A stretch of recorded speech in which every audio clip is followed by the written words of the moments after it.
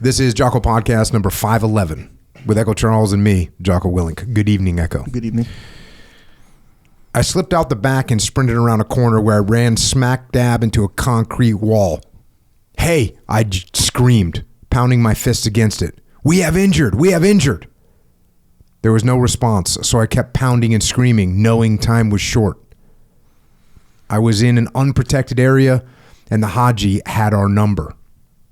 Until the Air Force leveled the side of the mountain they were shooting from, we would take more casualties. Hey! I choked out in an almost frightened sob. The fear was finally beginning to grip me, and my hands trembled. We are going to die.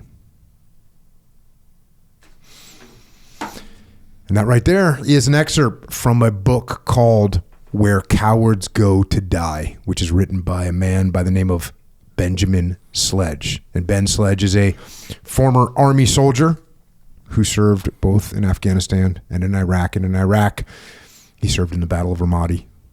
And he spent most of his time in combat conducting civil affairs and psychological operations. And if you don't know what those are, you're about to find out. He's a recipient of the Bronze Star, 2 Army Commendation Medals, the Purple Heart. He's now a writer, a graphic designer, a web developer, a speaker, and a mental health specialist. And it's an honor to have him here with us here tonight to share some of his experiences and lessons learned. Ben, thanks for joining us, man. Thanks for having me. It's an honor. Yeah, we got connected through the meetings that we are currently having for the Ready First reunion. So the 11 AD is having a reunion, and if you're listening to this and you were in Ramadi with the 11 AD, whether you were attached to the 11 AD, whether you showed up and you were doing some work, or you have a family member that was served there, Gold Star family, you are invited.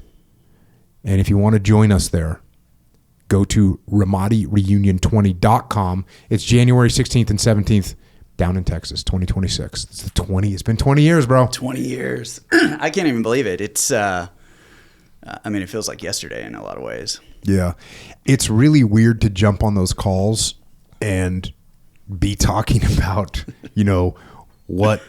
what types of meals we're going to have and all this stuff, because those battalion commanders and the brigade commander, Colonel McFarland, like I haven't had a meeting with all those guys since we were in Ramadi. And when we were in Ramadi, we probably did. I'd have to go back. I'd have to ask someone because my memory has been off. But, we did at least a meeting a week with the brigade and the battalion commanders. We're in there and sitting around the table, figuring out what's going on, what's next. And so to go from that to... no contact. Yeah, no contact. And talking about, hey, where would be the best place to have meals, and what kind of table should we set up, and what kind of music should we have? It's pretty awesome, but it brings back some really really good memories, some really bad memories as well. But most of them are really good memories of working with incredible people. So if you were one of those people and you were in Ramadi with the 11 AD, check out RamadiReunion20.com and sign up, register. We'll see you down in Texas. Looking forward to it. Now, getting back to you. So the book, so you wrote this book. I did. I actually wrote it. I didn't have a ghostwriter like everybody else. Well, not everybody else has ghostwriters. I haven't had a ghostwriter either. I know you didn't. That's why I brought it up. It's tempting. And I'll tell you, when Leif and I started going around talking to publishers, some of the feedback we got was, well, you guys should just get a ghostwriter.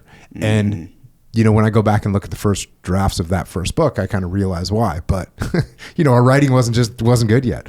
And it takes a little time. But yeah, so that's cool that you wrote your book. Great title, by the way, Where Cowards Go to Die. And I'm sure we'll get into where that came from. We will.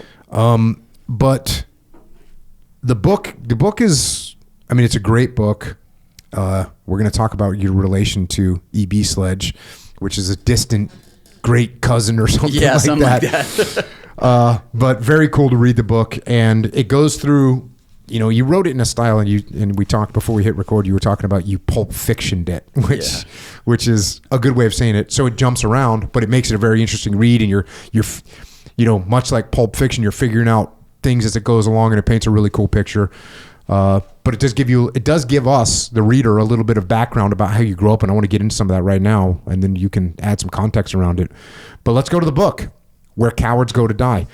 It says, my father was a first in many ways. Long before people considered nursing an acceptable field for men to enter, he stepped into the position and was often ostracized, much like Ben Stiller's character in the movie Meet the Parents. That is classic. And this is what, in the 80s? So this is really ostracized. Oh, it was weird. Like, I just thought he was a doctor, you know? I was like, oh, he comes home in scrubs and everything else. And then when I found out he was a nurse and I would tell people that, they were like... Oh, that stings. And as you said, I never thought much about it, but kids would tease me because my dad was a nurse. When you're a child and your dad comes home in scrubs and overcoat, you assume he's a doctor. So when other kids poked fun at his position, sometimes it led me to scuffles on the playground. Mm-hmm. However, when your dad is a nurse in the AIDS wing during the early days of an epidemic that people believe is airborne, you might as well be a pariah. Once people at our church found out my dad was treating homosexual men and women, they looked at him with disgust.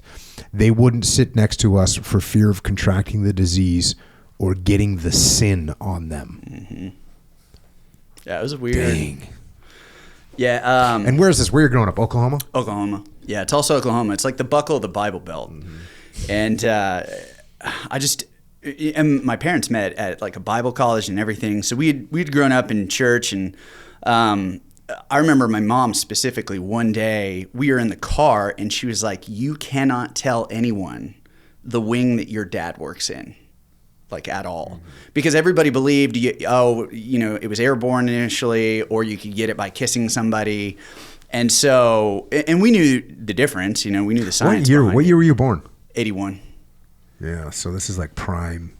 Everyone's AIDS horror. Yeah, and it's not just like the gay and lesbian community. It's like drug addicts too. So there's a lot of stigma that goes along with it. But my dad had always just had this compassionate heart, and he wanted to take care of the marginalized. And so he had a friend named Dan who was one of the first people, and this is how wild the story is. One of the first people who started interacting with men and women who had AIDS, and like nobody knew what to do. So he was running literally a kind of it was a trailer on a tract of land treating these men and women because they just didn't know what to do. And my dad was so inspired by his friend Dan that he was like, okay, I'll start up the first like AIDS wing in the hospital. And so eventually my mom was, kind of standoffish, and then my dad brought her in, and she eventually became friends with like a lot of the patients who were dying at the time, and like even would hold their hands. And I found her one day crying in our kitchen because one of her friends had died. So it was just growing up in that manner. It was different to kind of see that, and it always led me towards being a little bit more compassionate towards towards people, mm-hmm. But also at the same time, it was difficult growing up because, man, like, people just wouldn't, if they found out, they wouldn't sit next to us, they wouldn't talk to us. Mm-hmm. I write about this in the book that at one point, my parents' friends were having a vote on whether they could stay friends with them. Dang. So, yeah. Breaking it down to a democratic situation. Yeah. You mentioned that you at one point, you're a kid and you tell your dad, like, hey, Dad, can't you just not help these people? Like, I don't want to be ostracized. And your dad says, Benjamin, he said, laying a hand on my shoulder, if no one helps these people, who will? Right. That left a pretty big impact on you. It did. Now, meanwhile, you're growing up, church is a part of it, but this is like in the 80s, you have, pastors of the 1980s and 90s promoted wealth, blessings, politics, and the shunning of those outside the church. Mm-hmm. And, you talk a lot about how you saw that. You saw sort of, hey, these church people may not be living in a very Christ-like way. Yeah. Another little influence you had in your world is Karate Kid Part 2. Oh man, saw it in the theaters.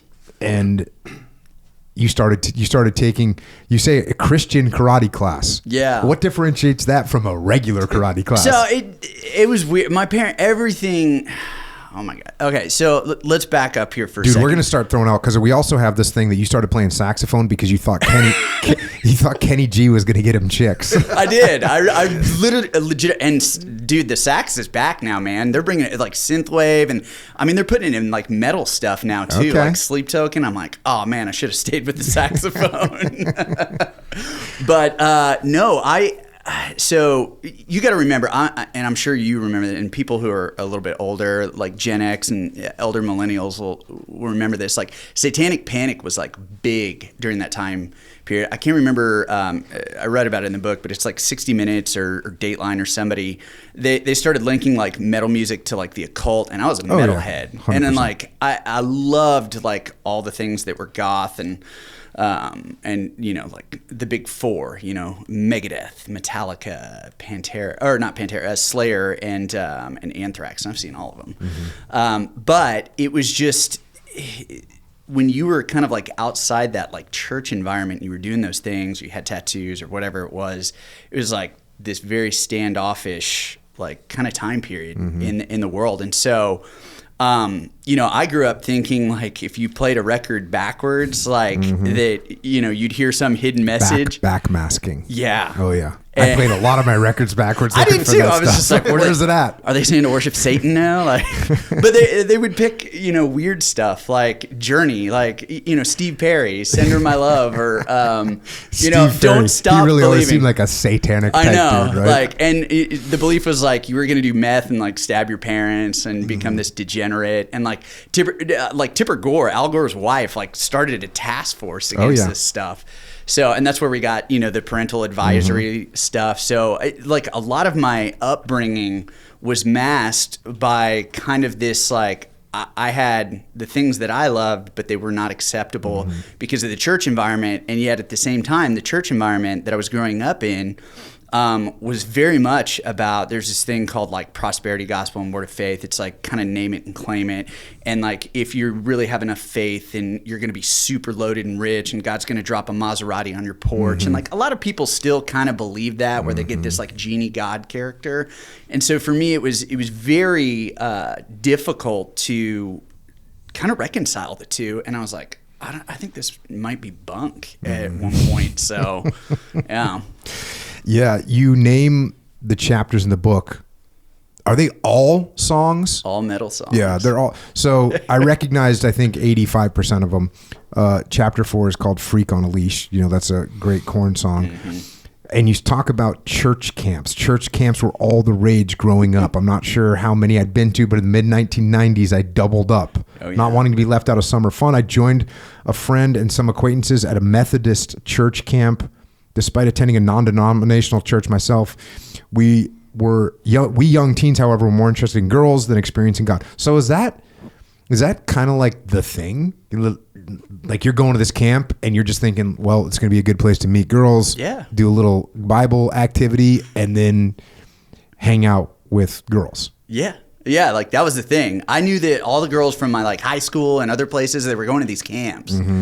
And that the crazy part too was like we weren't really interested in like what they were talking about. Like most of the kids were like sneaking out into the woods to like hook up or smoke weed. So it was like a social gathering in a way. It really was. Like, I mean, you have to remember like in Oklahoma and Texas and other places kind of in that area during that time period, like in order for you to even be considered a good businessman, you had to be a church parishioner. And so it was something that your kids did. It was kind of like this status. And so everybody would go to these things. I'll tell you this. I remember I went to school one time. Do you remember the WWJD bracelets? Yeah. Do you guys remember those? Yep. Okay. I'm sure. What would Jesus do? Yeah. I saw like everybody in my high school wearing them, and this one kid, he was like super popular. I was like, oh, I didn't know you're a Christian. He's like, oh, I'm not. I just saw everybody wearing these. Just straight up, huh?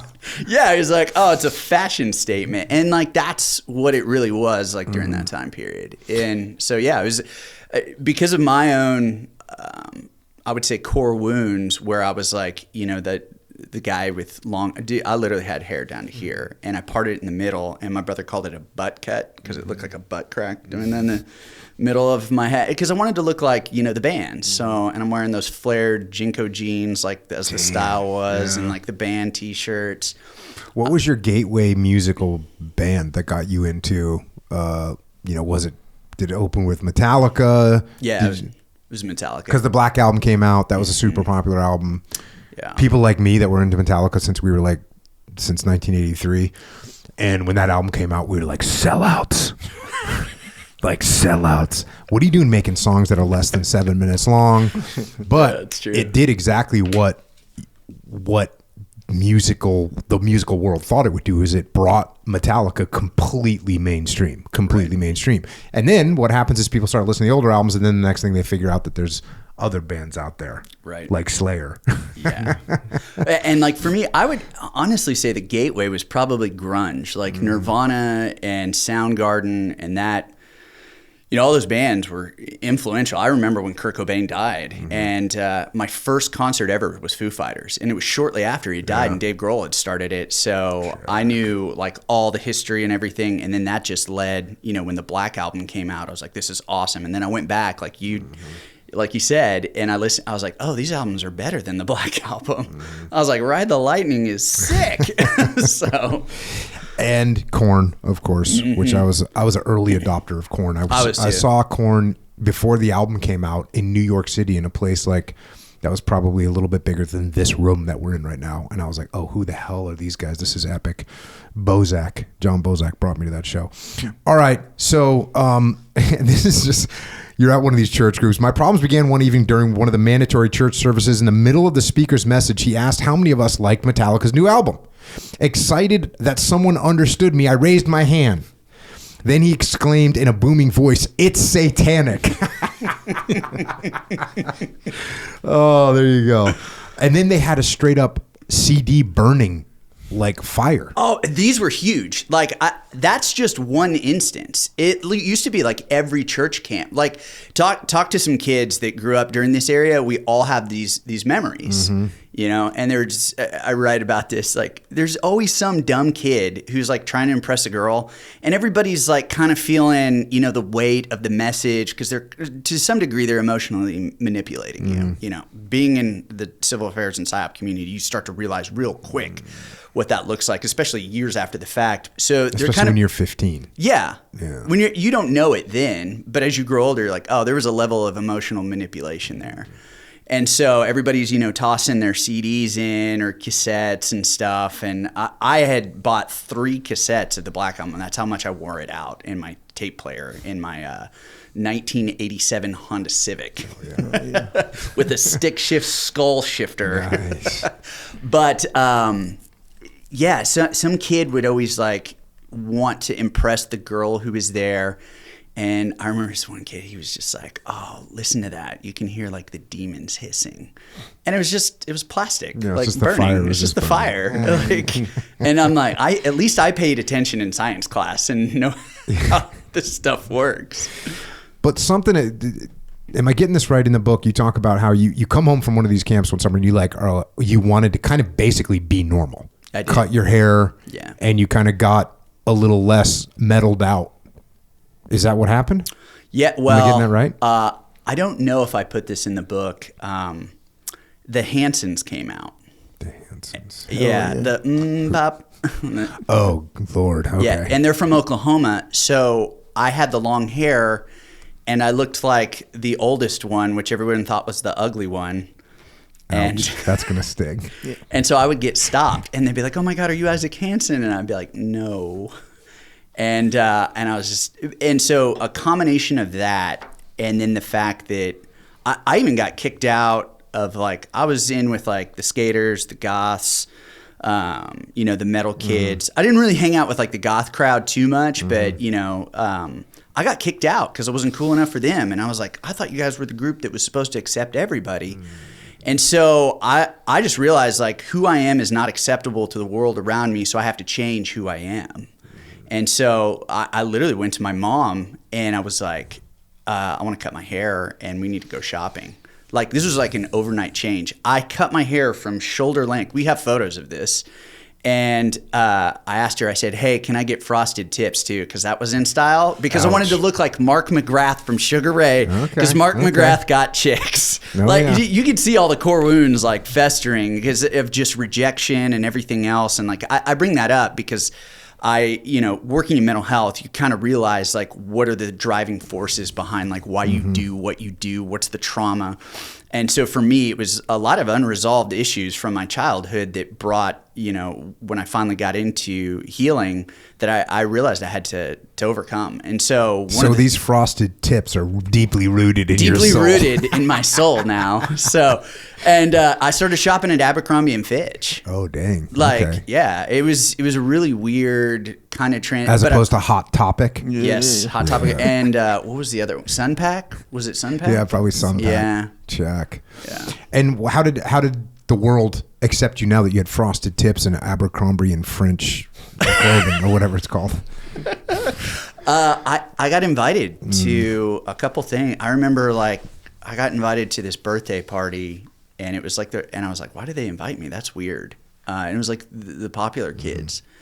And I went and I hung out and realized like this isn't really what I want. And I ended up discovering some friends who were like into the same things as me. They were kind of fringe, but they looked cool enough. And so we would just go to concerts all the time together. And like, I swear, I don't think I lived at my house on the weekends at all. And even sometimes during the week, because I was just always crashing at my friend's house, or we were crashing at each other's, and going to concerts, and having bonfires out in the woods, and souping out our trucks and driving really fast, doing all the dumb stuff that teenagers do. Yeah, we were total teenage boys, just fueled by like testosterone and anger. So.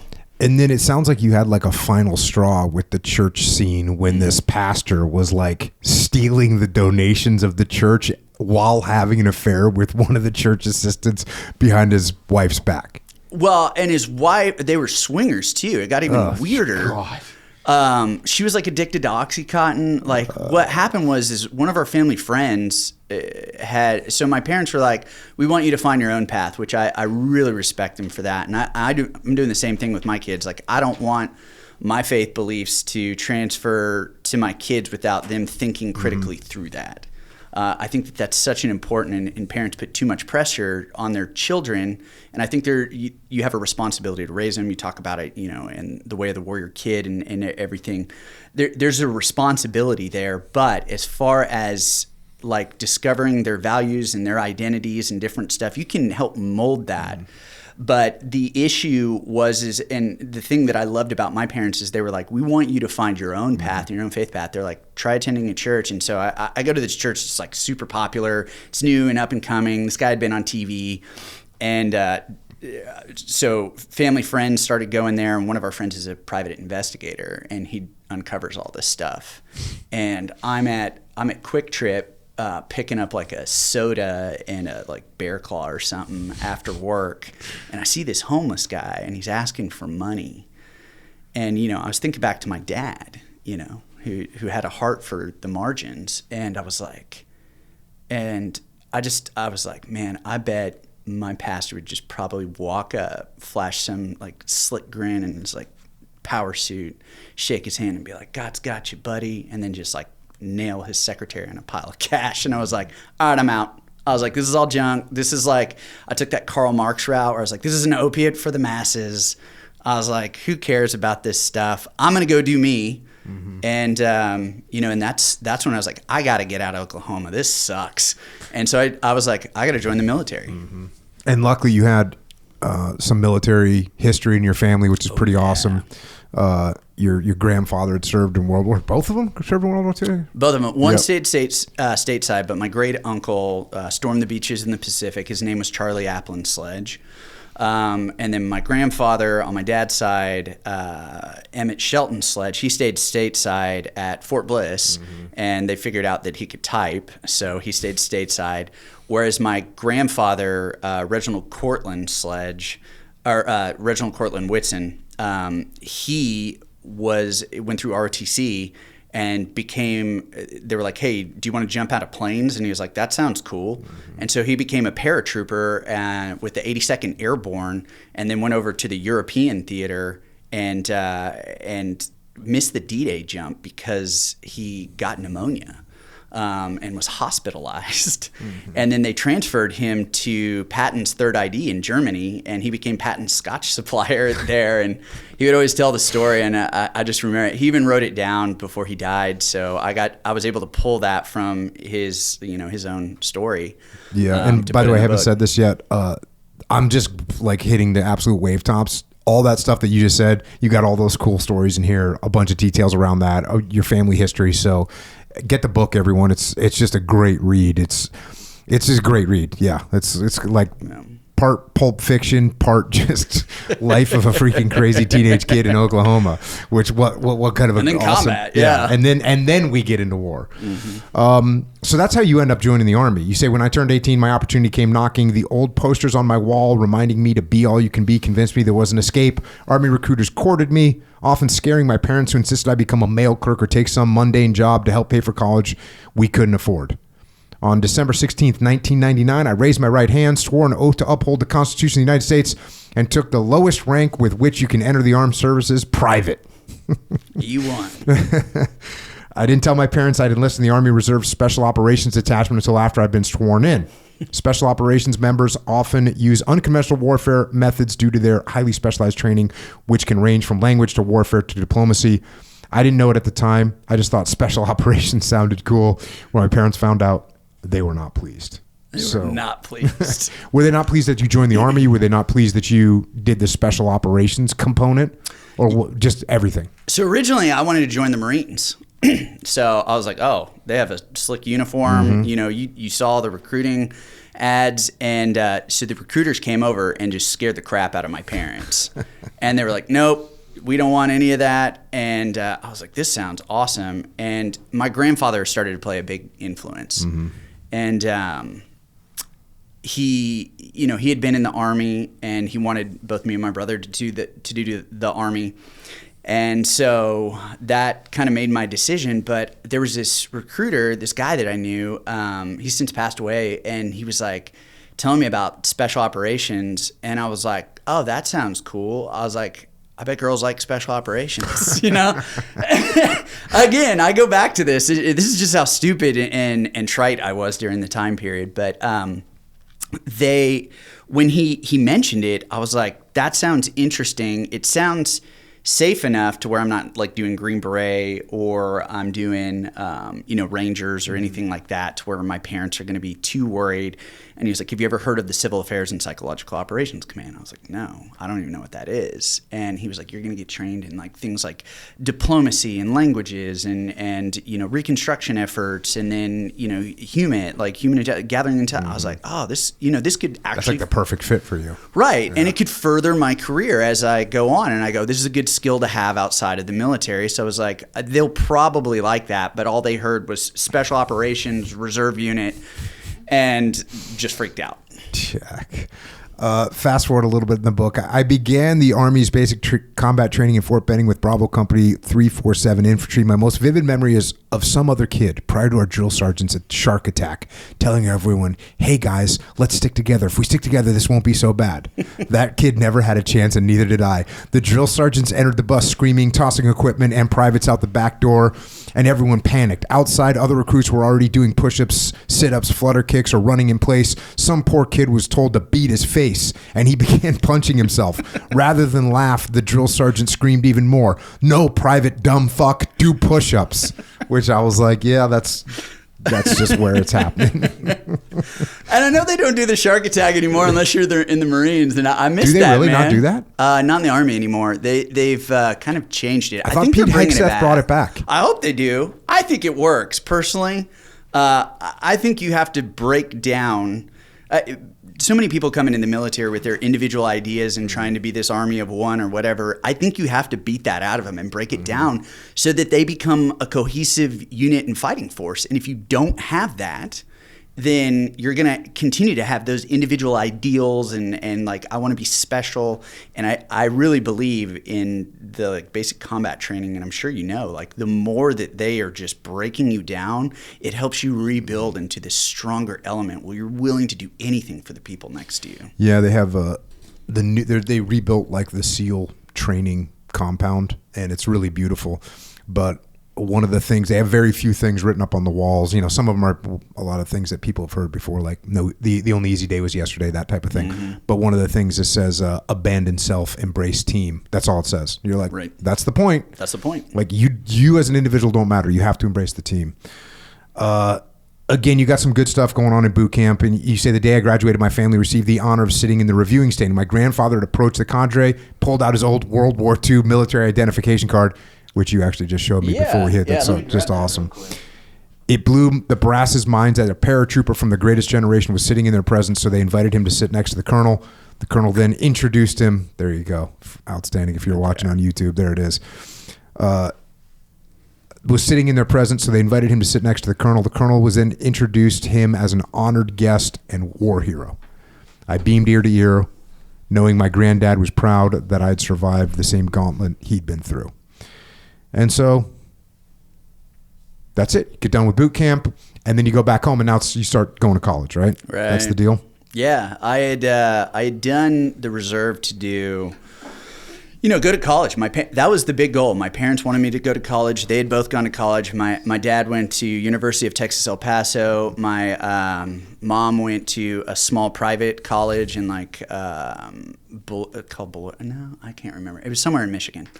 But they were like, you're going to go to college. In order for you to have a good job, you and your brother have to go to college. Mm-hmm. We don't got the money to pay for that. Join the military kind of thing. Go. Where are you on September 11th? I am sleeping off a hangover with my fraternity in my fraternity room. So, and my mom called, kept calling, mm-hmm. and I'll never forget it. She keeps calling, so I finally pick it up, and I'm like, Mom, what? And we have these lofts, and we lived in this double wide trailer that was stacked, and I was a Sig Ep, so Sigma Phi Epsilon, and it was ghetto. It was built in the 1970s. It was dirty. Mm-hmm. We would party in the house because originally we were a wet campus before it went dry. I remember kegs being in the showers and stuff. Damn. So yeah, it was like Animal House. It really was. So I'm sleeping off this hangover, and my mom's calling repeatedly, and finally I pick up, and I'm like, what? And she was like, turn on the TV right now. And so I go to the boxy thing. I climb down, and I'm like, what? She's like, a plane hit the World Trade Center, and I was like, and I'm watching the ticker on the bottom, right? I'm sitting there, and I'm like, looks like a pilot error, big whoop, mm-hmm. And as I say that, I watch the other plane fly into the tower, mm-hmm. and just goes, and at that point, I knew my life was going to change. Sure. And I ran down the hallway screaming. I was like, everybody get up, we're under attack. And people are like, what? Shut up, Sledge. Mm-hmm. Sure enough, they cancel all classes that day. We're all just sitting around this TV, just glued to it, trying to figure out what the hell's going on. And I was just like, this is it. And then September 25th, I find myself at the John F. Kennedy Special Warfare Center and School at Fort Bragg, North Carolina. There you go. Yeah. Fast forward a little bit. This is a chapter called Down in a Hole. Another great lyric from the incredible band Alice in Chains. Mm-hmm. South Padre Island, Texas, March. You're March of 2003. So you're in college, and in this particular thing, the hole that you're in is a sand hole filled with vomit. and this is normally I wouldn't tell an author this, but this was probably too much information for me. You said that the puke was made up of beer and Lunchables. Oh, yeah. I'm like, that is not the detail I wanted here. And what had happened was you're basically, your brother had also joined the Army. Right. So he was a combat medic. So both you guys are doing this, and now you're out in this party, and all of a sudden it turns out that we're invading Iraq. And that's what you find out at this time. And so Now you say just a matter of time. I told myself over and over again, just a matter of time. The call came in the middle of one of my art classes. 3 days later, I wasn't heading to Iraq as I'd expected, though. I was off to Afghanistan, leaving in 2 months. And then you proceed to tell us about the Sledge Fests. Oh, you ever heard of Sledge Fests? No. Yeah. We used to have something, well, Echo he's got a friend named Tim. And they used to do a party called Timbo Mania. That's true. No, so Sledge Fest was his version of Timbo Okay. Mania. Oh, I like it. You got Timbo Fest, huh? So you guys would do these massive freaking Sledge Fest parties. Yeah. And what were you using? You were getting beer money from like your my GI Bill. From your GI Bill. I would buy. This is Lord. just hubris gone to extremes. To where I would, no joke, just use my GI Bill money to entice people to show up to these parties. And, because I'm buying all the kegs. I'm like, there's going to be 8 kegs there, guys. And, trash can punch and like all this other stuff. And they just kind of became these all campus ragers. I threw one with another fraternity one time that got us sent to the university standards because we technically broke into the Oklahoma State Yacht Club. And like threw a huge rager there. What part of that is technically? Well, we either got an invite or you didn't. We got a key from a member of the yacht club, but it got so big and so out of control, he had to have plausible deniability. So we got sent to standards, and everyone was like, "Sledge, you gotta calm down, bro." Did you guys get put on double secret probation? Not double secret probation, but we did get put on probation. So you're doing these parties, and now. Next chapter, Fell on Black Days. What do we got? Soundgarden? Yeah. Yeah. You're in training, preparing to go. Classroom to field tactics. Drills prepared us for quagmires we'd be bound to face. How do you know if the person you're speaking with is a terrorist? When is it a civilian? When should you use lethal force? Tell us a little bit about civil affairs, like what's your job going to be, and this is psyops. Like just to give us for someone that's a civilian doesn't know what this job is. Right. Like, what are you training for in these scenarios? So the thing that you have to understand is civil affairs and psychological operations were created out of a need that the Green Berets had during Vietnam. They had a lot. You're always going to have civilian interference on the battlefield, correct? Like you were out there, yep. We're the guys that always have the terps, the interpreters. Some of the SEAL teams had it, but typically most people would come out to us. And so we're always outside the wire and always on missions. And I love to tell people, I was like, they're like, how was it? I was like, well, you either make a lot of friends or you get shot at a lot.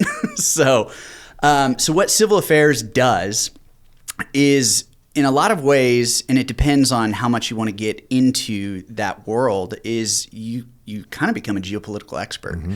And geopolitics is just a fancy way of saying the way that geography, history, and demography, population bell curves and everything dictates oftentimes the political landscape of everything. So if you look at Russia, for example, largest landmass, but most of it's not arable, and they cannot survive without the former Soviet states as a barrier.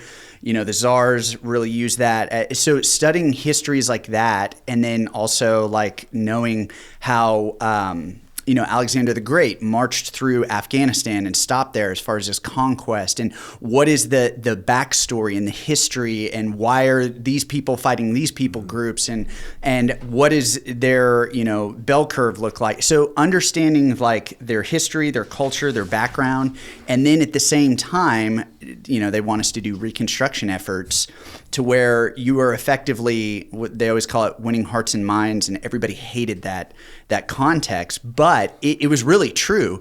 If you think about like Ramadi, one of the things that I consistently said is I said, if we went in, like if the Chinese government came in and destroyed American infrastructure and all of our creature comforts, of course you're going to have a violent, insurgency on your hands. But if you restore creature comforts like water, sewage, trash, electricity, most times people aren't going to want to go out and shoot at you and different things like that. So there's that aspect of going, how can I influence, persuade, and change the populace to get them on my side And so you're working a lot with the local indigenous population. You're understanding their culture, their history, their background, the occasion, what their needs are. And then at the same time, you have all these door-kicking abilities because you're going out with infantry line units, other special operations units. Like we worked with SEAL Team 5 when we were in Ramadi. Mm-hmm. And so those key aspects help us change the face of the battle space, and especially get the civilian populace out of the way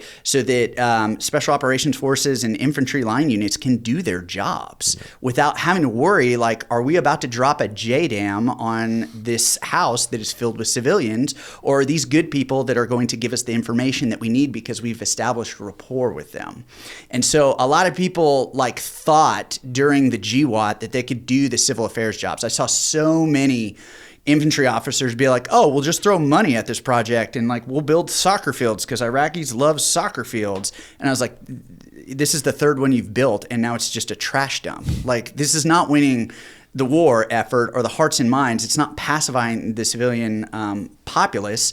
And especially if you're not working with the tribal warlords or the sheikhs and whatnot, you're going to lose that war. Yep. And that's really what became the basis of the coin strategy while we were in Iraq, especially under Travis Patrickman, who was the S5. And I'm getting ahead of myself. He was the civil affairs liaison to Colonel McFarland, who understood the civil affairs mission and the language and the culture, history, background, and occasion of what was going on. And if you miss out on those things or you do them poorly, you're going to ruin the battle space. Oh yeah, it's going to be a total disaster. A total disaster. And so that was my job. And initially I didn't really take it seriously. And then when I moved up in rank and hit my NCO, like my non-commissioned officer time, that's when I realized, like, oh, I got to get better at this. Yeah. No, it's, every line of operation that you're conducting, they fall apart without the other, and that was a huge thing. Like there's some people that are, if you say, oh, we're just going to win hearts and minds, that's going to be problematic because the insurgents will kill you and they'll kill the civilians. If you just say, oh, we're just going to kill the bad guys, well, then you're not, like you're saying, you're destroying infrastructure. You're going to have collateral damage. It's going to be a disaster. So you really have to work together to be balanced to make sure that you're eliminating bad guys while you're supporting the local populace. And that was a huge part of, for me when I got to Ramadi and read FM 3 TAC 24, which it was out in draft form. And I was reading it, recognizing that we have to do something different. And, the main thing that I thought and got out of that was secure the local populace. You have to make just what you just said. You have to make the local populace feel like they are safe and they can live a normal life. If you allow the insurgents to abuse and kill and murder and rape them, they're going to cower. Right. And if you have so much collateral damage or you destroy their infrastructure, they're going to rebel. So it's a really fine line that has to be walked. And actually Ramadi ended up being sort of the model for the way that is supposed to work. And like you said, we'll get into that. But let's rewind a few years. Tell us about Sergeant Paul Gonzo Gonzalez, who plays a big role in this. Gonzo is to this day one of my closest friends. And he's still in the Army. Like, epic. He was a Mustang like you. He made it all the way from E1 to E7, then switched over to the dark side. Sorry. It's all good. And now he just got picked up for lieutenant colonel. That's outstanding. Yeah. So, and I was like, what do you want to do with your life, Paul? He's like, I'll probably go to Army War College. And like, I mean, he's been in Army commercials and everything now. Like, it's ridiculous. But Paul was the guy who took me from a dumb private and part of the E4 mafia, for those that are listening, the E4 mafia is like when you get to E4, you just kind of become a jackass and you like sham out and do all, and you're kind of leading the other privates in like these very destructive manners. So I was like the king of the E4 mafia. I was like, how can we sham out? Oh, we're in the motor pool. No, we're not. So I was kind of that ultimate shammer. And what Paul did is he took me from this kid who was really afraid of going to war, and he raised me up underneath his leadership. And Gonzo, like, it's kind of a bummer that he's a pasty Irishman. It's really funny, with the last name Gonzalez, but his wife is Hispanic, and so are his kids. So it's just even weirder. But he's huge. Like, he's a tall, big dude. And I wish he didn't have the last name Gonzalez, because I would have nicknamed him the Iceman. Because, like, nothing but... He's one of those rare breeds of soldiers that, like, you can make him hump 1,000,000 miles, his feet will fall off, and everything will suck, and he'll never complain. But when your last name is Gonzo or your last name is Gonzalez and you're in the military, you have at least an 80% chance of your nickname being Gonzo. That's the way it works. Yeah. So he was just Gonzo. And he gave you a nickname as well. He gave you the nickname because you were talking on the phone with your boys about some party that the frat was having. Mm-hmm. And he tells you, hey, Hollywood, turn off your fucking phone. Yeah. So you got the nickname Hollywood. Even though you wanted everyone to call you Sledge. Yeah. Like, I was like, Sledge is powerful and strong. Hollywood is... And I was, I was this larger than life character who was just constantly doing dumb stuff. And I was, most people don't know how they're going to respond when you find out you're going to war. And I put on this kind of brave facade where I was like, oh, I'm going to go do my duty like my grandfather did. And I'm going to show the world that I have value and meaning and worth because I'm a man now and I went to war, but internally I was terrified. Mm-hmm. I really was. And how old were you? I was 21, I think. Sure. I was just about to turn 22. What were you scared of? So what had happened initially was when we were in our pre-mobilization training, we met with this old Special Forces sergeant whose team we were going to be replacing. This is the don't die brief or the die brief, like you're all going to die brief? You're all going to die brief. So that scared the shit out of you. Yeah, it scared the shit out of me. And Paul saw this map on the wall of Afghanistan. He was like, what are all those stars in that area? And he was like, oh, that's where everybody gets killed. He was like, you definitely don't want to go there. And Paul's like, that's exactly where I want to go. And so it freaked me out. And so I started kind of deteriorating, just call a spade a spade. I was deteriorating morale. Mm-hmm. And tried to move over to like a headquarters unit so that I could like answer radios and just, stay safe on Kandahar airfield. And Paul got wind of it. And for the first time in my life, I had a strong male figure do something to where he actually showed me authenticity and vulnerability. And he sat me down, and there was this old area called Thunderdome over near where our kind of like makeshift hooch was, and it was all this leftover like scrap metal and stuff. And so soldiers would go in there and like beat the shit out of each other when they had issues. So I was like, oh no, he's going to take me inside Thunderdome and just beat my ass. But he sits me down on the bench outside of it, and he just looks at me and he goes, Hollywood, I heard you asked to stay behind. Can you tell me why? And like, I couldn't even look at him. And finally, he goes, hey, will you look at me real quick? And he said, I want to let you know I'm scared too. And he said his like daughter had just been born. And so, he's in newlywed. And he's like, I'm worried every day that I'm not going to make it home and my daughter's going to grow up an orphan without me. And he said, but, and I'll never forget this, he said, courage is doing the right thing even when you're afraid. And he said, tomorrow, we're all going to get on that chopper together and we're all going to be afraid, but we're all going to make it home together. And then he just got up, squeezed my shoulder, and walked off. And it gave me the courage and also the kick in the pants that I needed to step on that chopper and go out to the border with Pakistan.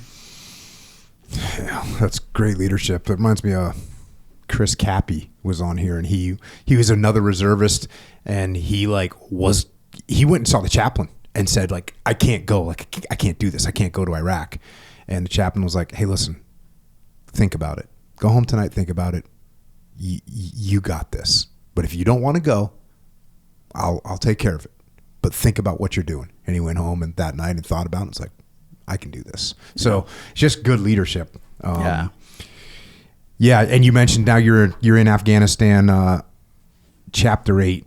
It's called Cowboys from Hell. Dude, I just love these titles. This is a early Pantera song. So you're in Afghanistan. Your mission, what your mission is, we kind of already touched on it. Right. Whether it's an infantry unit or special operations unit, they're going out in the field. They're going to break shit, and you got to put it back together, or you got to explain why shit got broken and figure out how you're going to get it fixed.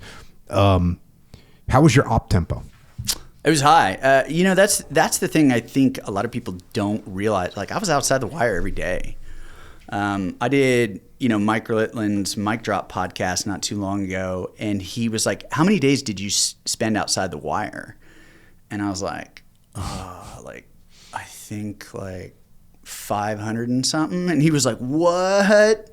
And I was like, yeah, I was just outside the wire every day, man. Like, that's what I did. And so, because everybody needed a terp, or we blew this thing up, and these people need to be paid, or can you go talk to this village elder? And like, that was the thing that I discovered very quickly.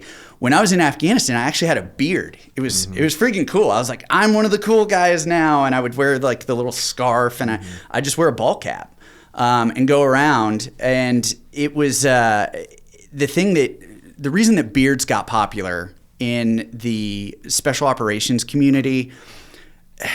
It just became cool guy lore, but originally it did serve a purpose. Like in Afghanistan, if you didn't have a beard, they considered you a male plaything. And so I thought it was hilarious that all these Americans always had these shaved faces, and they're like, oh, they're all man boy lovers and stuff like that. So, and out of that, like if you had a beard, they would come talk to you. I remember we had some general come in from Bagram, and Gonzo and I were out there, and they wouldn't even talk to him. They're like, this is General so-and-so. And they're like, I want to talk to the guys with the beards. They can give me what I want. And so out of that, a lot of it was just, in Afghanistan, it's very tribal. And so you had the mullahs and the local warlords that you kind of had to appease and kind of work things out. And so the Americans, we wanted to build schools for girls, and the Taliban just kept blowing them up. And so we had to really work on like, this is why, your women need to be educated, kind of changing some thought processes and stuff, working with local families, figuring out who the bad guys were. We discovered a lot of caches. I literally have a photo of me rappelling into a cave from like the front of the Humvee, and I'm like in there with like a pistol, and I'm like, this is like some tunnel rat Vietnam shit here. Like, I did not sign up for this. I was like, yeah, I was literally, and it was just, we found out it was just like places where like Afghans were going to hook up. So, there's like a little cot down there and everything else. But yeah, it was pretty wild as far as everything in the Wild West. And a lot of times we would go on missions that were days long. Like, I remember the longest that I was outside the wire was 21 days in Afghanistan. And you stink after that point. Like, your hands are black from just everything. I remember eating, the lembas bread? I call it lembas bread in the MRE. Mm-hmm. It's like the soft cracker one, not the one that everybody tries to do the challenge with. I remember I'm eating this lembas bread, and it's like stained black from my fingers, and I'm like, yeah, fuck it. Yeah. And I just kept going. Like, it's just gross, yeah. And so we would go outside the wire, we'd gather intelligence, we would go to different areas, patrol presences, and trying to really figure out, like during that time period, where the Taliban and Al Qaeda fighters are coming from. They're always coming from Pakistan. We knew exactly where Osama bin Laden was during that time period.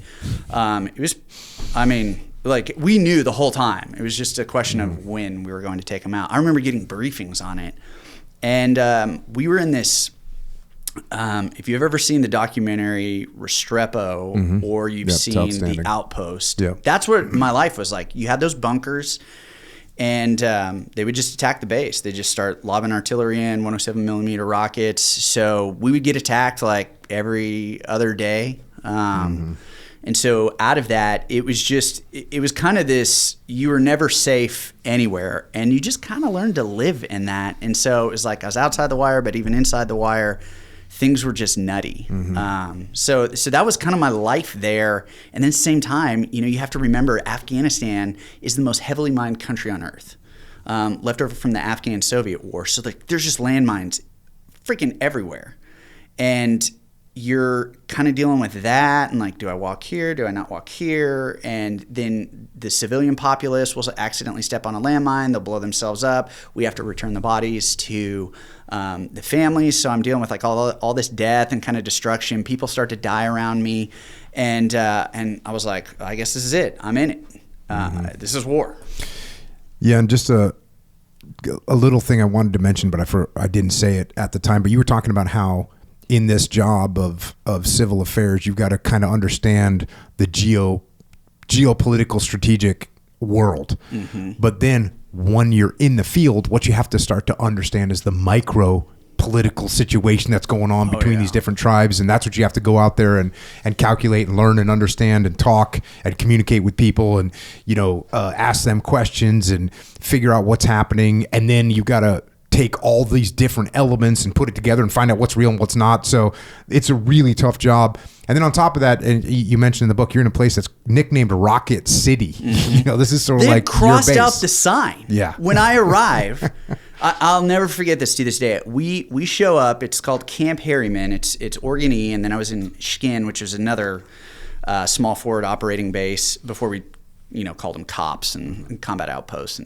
But so we're in the small forward operating base, and we land, and the chopper's going. And I look, and it says, like, welcome to Camp Harriman. Somebody had marked it out and put Rocket City. and then I walk in past the HESCO barriers for blast walls and everything. And there's these two, I'm guessing they're privates, and they have their shirt off. And it's like the movie Jarhead. They're stirring the shit. And they're burnt. You wonder why we all have asthma and respiratory issues now, like burn pits. So we're all stirring our own shit with JP8 jet fuel, breathing in the fumes, and they're doing that. And one guy just leans over and vomits, and the other guy points at him and laughs. And I'm like, is this my life now? So, yeah. Bro, that is an epic scene right there. You showing up, the name's crossed out, it says Rocket City, you walk in, those two guys are burning shit, one of them pukes, the other one laughs at him. That is the life of an infantryman right there. That's freaking epic. Going to the book here real quick. We picked up a field grade officer we nicknamed Major Deathwish as a last minute addition. Our company had been lacking an officer for our team chief position, and they weren't about to let Gonzo, a young promotable sergeant, run the team. Somehow Deathwish had been hanging around Fort Bragg looking to join a team headed overseas. No one asked why or inquired as to the reason. Half of his paperwork was missing. They let that slide. We discovered those details within the first 2 weeks of arriving on base when members of his former unit halted in utter shock upon seeing him. We never called him Deathwish to his face, but always used proper military etiquette and addressed him as sir. Behind his back, we saw him as the source of constant dysfunction and utter ruin. Deathwish earned his moniker from constant talk of death, absurd claims of planning to kill the enemy fighters with his K-bar, and unbridled incompetence, which we believed would lead us straight to the gates of the River Styx if he remained in charge. Just pointing it out, there's...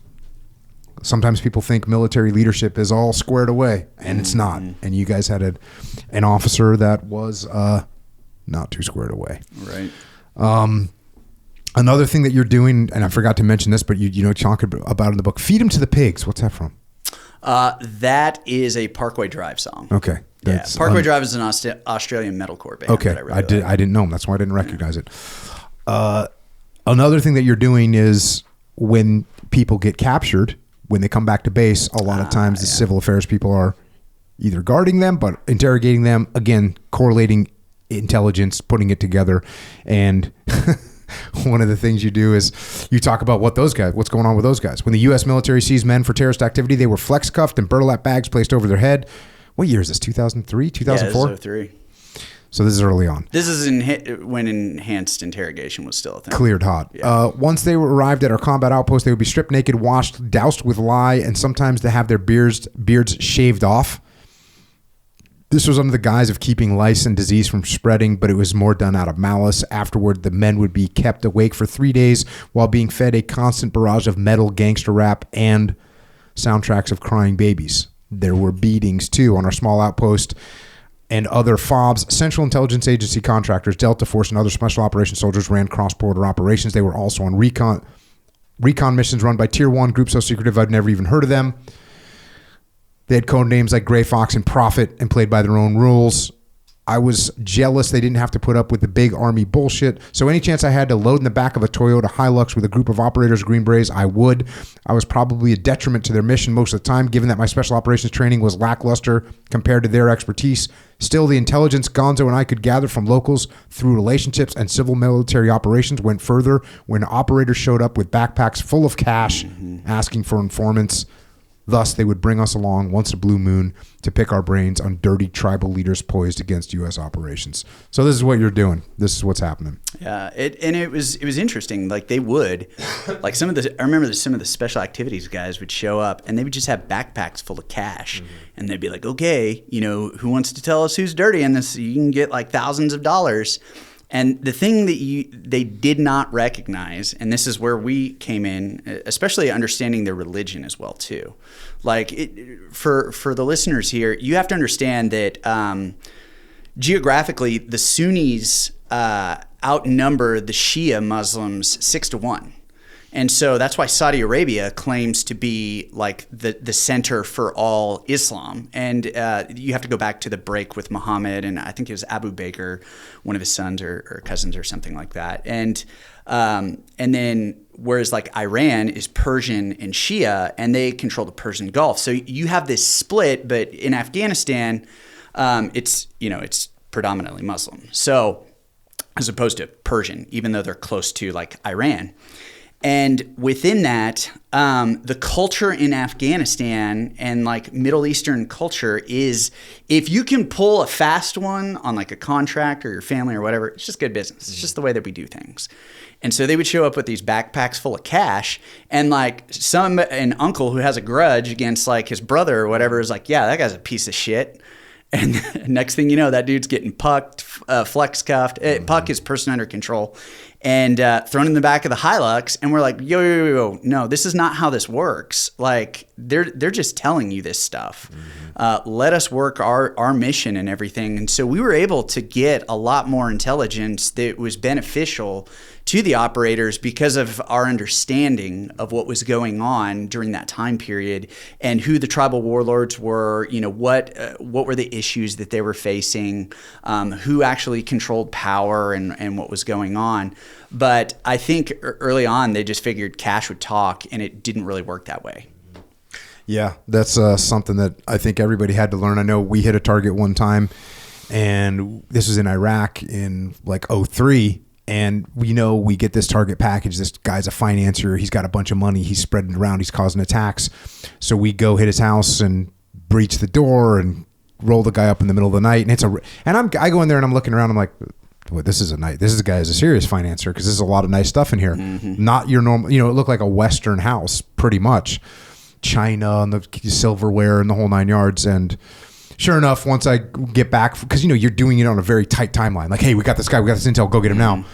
And we get back, and we start going through the intel because we take paperwork and stuff off the target. And this guy, oh well, this is weird. It appears like he's a doctor.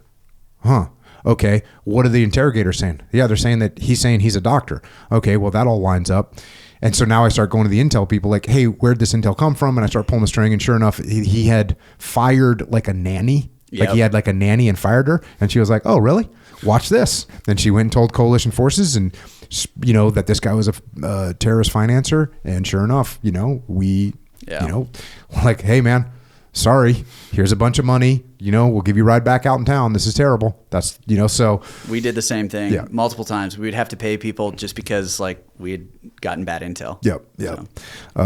So be very careful when you that wasn't the that made me do it. That was we hit another target one time where there was a red, we got the target package, there's a red X on a building. I'm like, cool, we go hit the target, and we get in there, and I'm like looking around like, this does not seem like bad people. And even as you can't tell as well as a local can, but when you go in a building, you're like, this seems very normal. Yeah. And also insurgents, they have a certain way of acting, at least 70% of the time they're like acting a certain way, and none of them are looking at mad dogging, or they're all just looking scared and like they didn't do anything. And sure enough, Terps start talking to him. Oh, you're looking for that guy? 2 doors down. Cool. So we go hit it. We get the bad guy, come back, and I start the same thing. Hey, where'd this intel come from? Where'd this intel come from? Oh, it came from this person. Okay, go to that person. Where'd this intel come from? And finally get down to, well, oh yeah, I'm the one that put the red X on that map. Okay, cool. Why did you put the red X? And he was like, oh, it was the center of the area we were told that this person lived. It was just the middle of the building. Mm-hmm. And I was like, cool. I will never do another. And that's when after that, I never hit an op without like knowing where that intel came from specifically. Right. So these are lessons that you kind of had an indication of because you're doing civil affairs, because they taught you some of the cultural things. And, even the special operations guy, just like me in the beginning of the war, we're just knuckleheads, and we didn't put all that together. So good stuff. Now, meanwhile, you're dealing with this guy, Death Wish. Oh, yeah. You say the first couple of missions with Death Wish were a disaster. And it just didn't look good. And every time he goes out, he's causing problems. He's getting jumpy. He's getting frantic. You and Gonzo are trying to go out as often as you can so that they don't think everyone in your unit is a bunch of freaking knuckleheads. Yeah, incompetent. Mm-hmm. Let's see. Gonzo was the first to notice our predicament. Oh, this is when you rolled. You're out on a mission.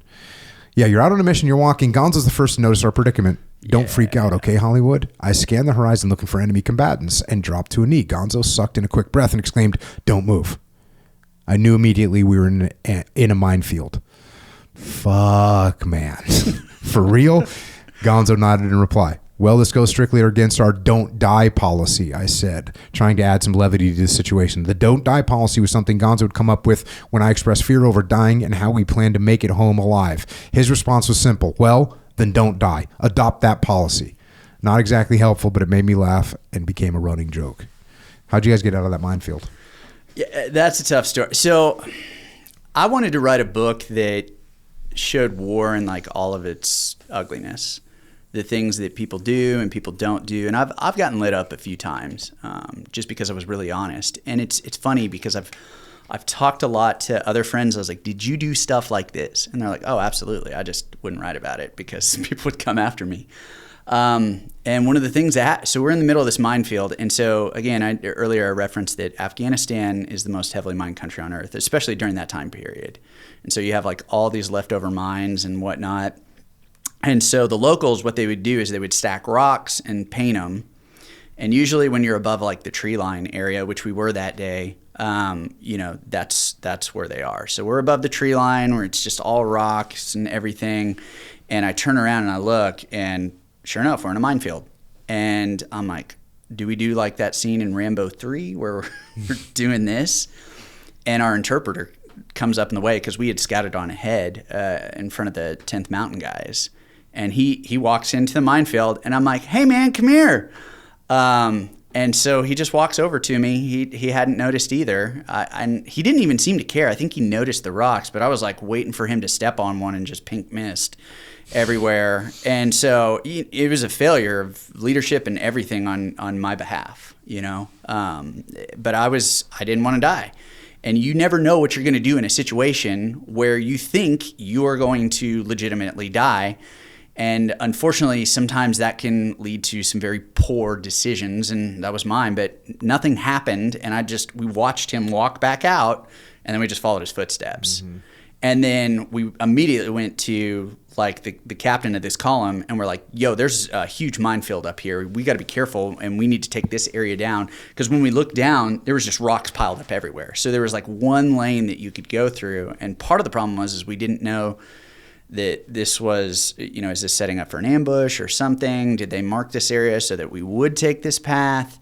And so, word starts to spread, and then our interpreter, we let him know, we're like, hey, you see all these minefielders? He's like, oh, yeah. And the front of the column like halts, and this guy's like, he's like, almost if talking or breathing is going to set off something. And he's like, there's a fucking mine in front of us. And so the whole column stops, and they're like, hey, will you get your interpreter? He's local and everything. And so we come up to the front, and that motherfucker, I'm not kidding you, walks up, picks up a mine and goes, this isn't a mine, and throws it.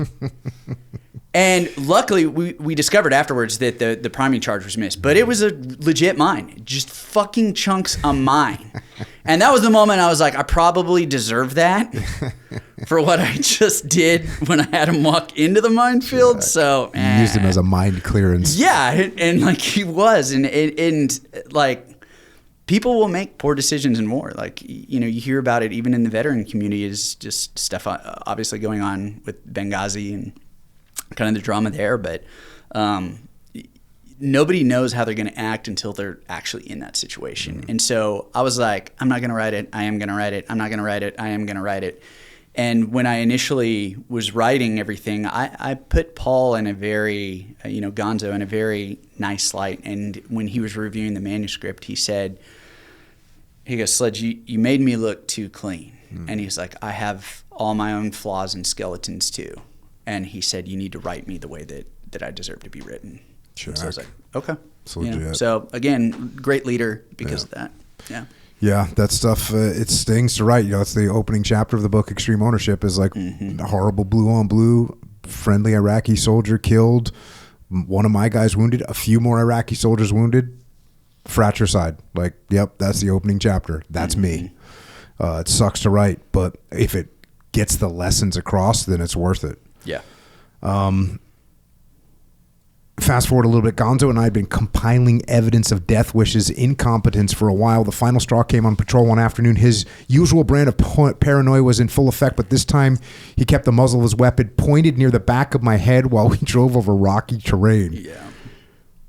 I was panicked he would flip his selector switch from safe to semi-automatic. With each bump over the harsh terrain, I cringed, waiting for a bullet to enter my brain. I suppose it would have at least been a quick death, but still, killed by incompetence is hardly the story any parent wants to hear. The Army probably would have given me a slew of awards claiming I'd gone out fighting. And you guys basically present this up the chain of command. Yep. And Gonzo sends you out to Shkin. Yeah. To just in case there's any fallout or there's any chaos breaks out, because it's a big deal. Having a mutiny in the field is a big deal, and it can have collateral damage.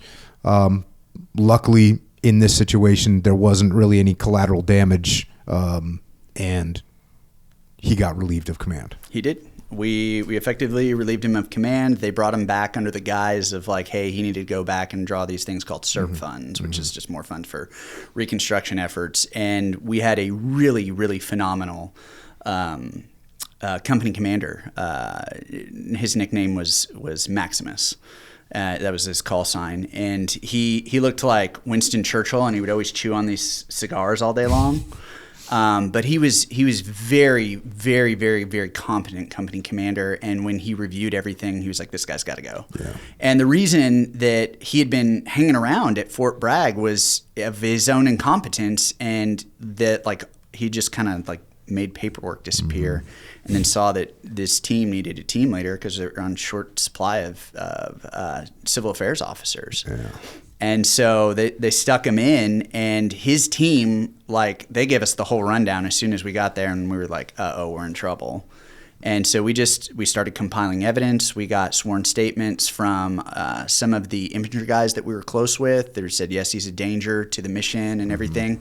And when we compiled that and sent it up the chain of command, it was irrefutable at that point. And so what's crazy, though, let me tell you the crazy part of the story. This is not in the book. He ended up going to another civil affairs team, like a Bravo team that was there in Kandahar, ended up staying there. Even after they went home, the Army had to go send somebody and forcibly remove him from country. Damn. Yeah. That's freaking terrible. Again, military leadership is not guaranteed to be squared away. No. Fast forward a little bit. The girls' school we'd helped build with coalition forces was now a rubble heap. As I sifted through the debris, my eyes turned to observe Gonzo. He was conversing with a member of a Special Forces Operational Detachment Alpha Team, ODA team. They'd been the ones to start the school project, and we'd finished it shortly after our arrival. I waited for them to finish speaking, then stood. I stepped cautiously through the seared paper, charred desk bits, and rock until I reached him. The whistle I let out before speaking was long. Got to be pretty damn demented to blow up a girls' school. No bodies, though, so I guess that's good. Gonzo surveyed the destruction, looking at me. My daughter's only a few months old. You know that, right, Sledge? I nodded, uncertain where the conversation was going. People back home don't understand the importance of the away game.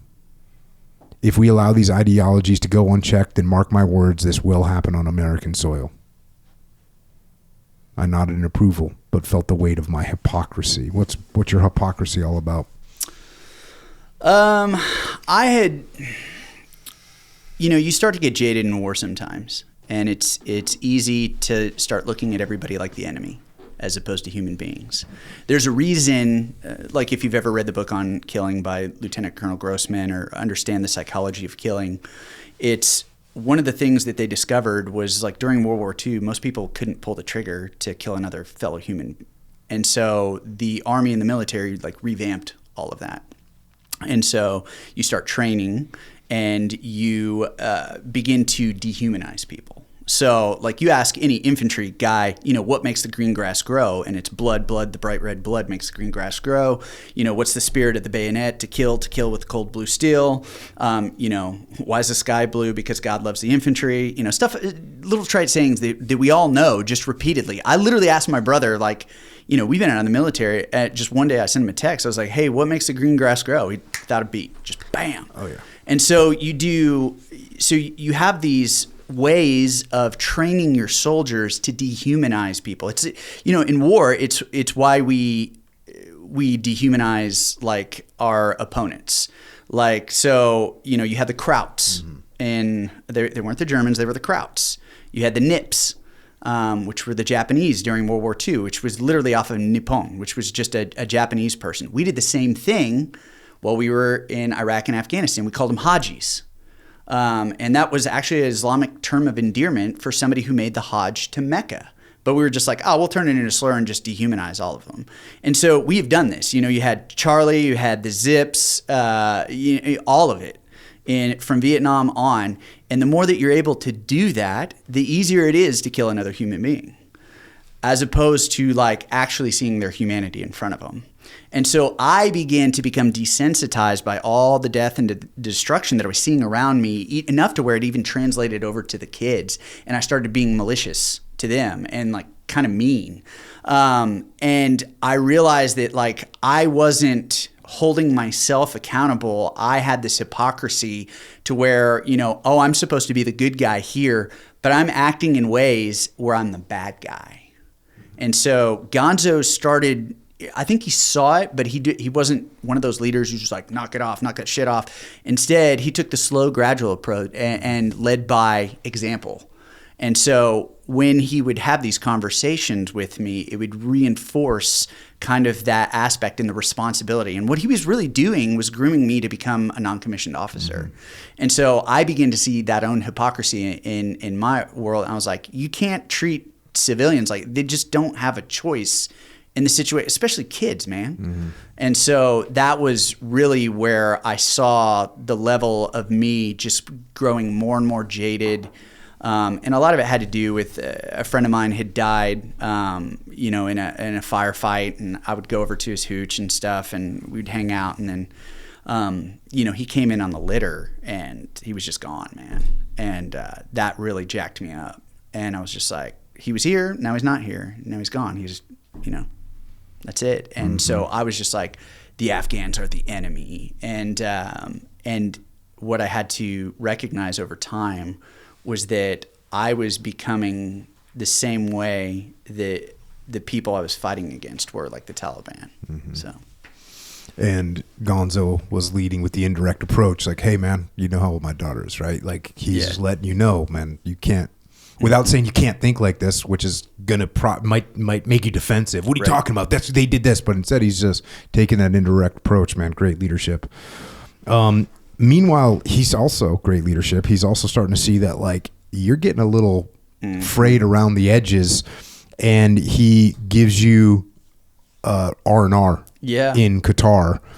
And you were basically, you say in the book that you didn't recognize it at the time, and it wasn't until you read With the Old Breed, which was written by your great cousin or whatever. E.B. Sledge. And you quote his book with the old breed, book that one of the earliest books we covered on this podcast was that book because it's one of the best books ever.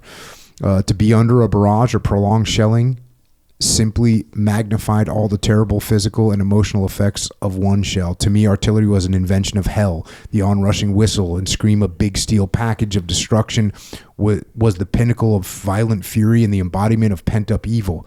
It was the essence of violence and of man's inhumanity to man. I developed a passionate hatred for shells. To be killed by a bullet seemed so clean and surgical, but shells would not only tear and rip the body, they tortured one's mind almost beyond the brink of sanity. After each shell, I was wrung out, limp, and exhausted. Oh. I thought that was the most accurate depiction I had ever heard, and the way that I felt was from my distant cousin, and it's weird. All the Sledges came from this one guy, Thomas Sledge. And then he had two sons, Daniel and John Sledge, who were American Revolutionary War heroes, and their 7 sons fought. And then we all kind of came down from there. And it's funny, when I was reading E.B.'s words, I was like, that's exactly how I feel. How did he know that? With every rocket attack that came in, like, you would hear that whistle and that scream. And you would hear the impact, and you would brace for it, and you were just waiting. And if there was like no whistle, that's when you're in trouble. Like, because that means, sorry, it's landing right on you. Videos of World War I guys that have shell shock, that's when it's a horror that you just can't comprehend. Those guys that they're just shaking uncontrollably. They're perfectly physically fine, but they can't even walk because they're just that messed up. And they would like show them a military item, like a hat, like a military cover, and like show it to them, and they just completely freaking break down because anything related to the military made them think of getting shelled. Yeah. And so, but even, I think, you talk about in the book that they basically had like every night they would rocket you guys around a certain time, and like shit wears on you. Yeah. Gonzo eventually, so you go on leave, Qatar, enjoy humanity for 3 days or whatever, normal life for 3 days, 4 days. I got to meet Tommy Boy's dad while I was there. Brian Dennehy, is that it? Oh, that's awesome. The one who's in the original Rambo. Yeah, okay. Yeah, I had a beer with him while I was there. Nice. You come back from that. Actually, Gonzo goes on leave. Right. And while Gonzo's on leave, I'm going to go to the book here. The deep divots in the wall accentuated the blood spattered everywhere. It looked like a child had flung cans of paint across the room, which was soaked in color. Bits of human remains coated the floor. A few victims had been decapitated, and someone had strewn his organs along the streets.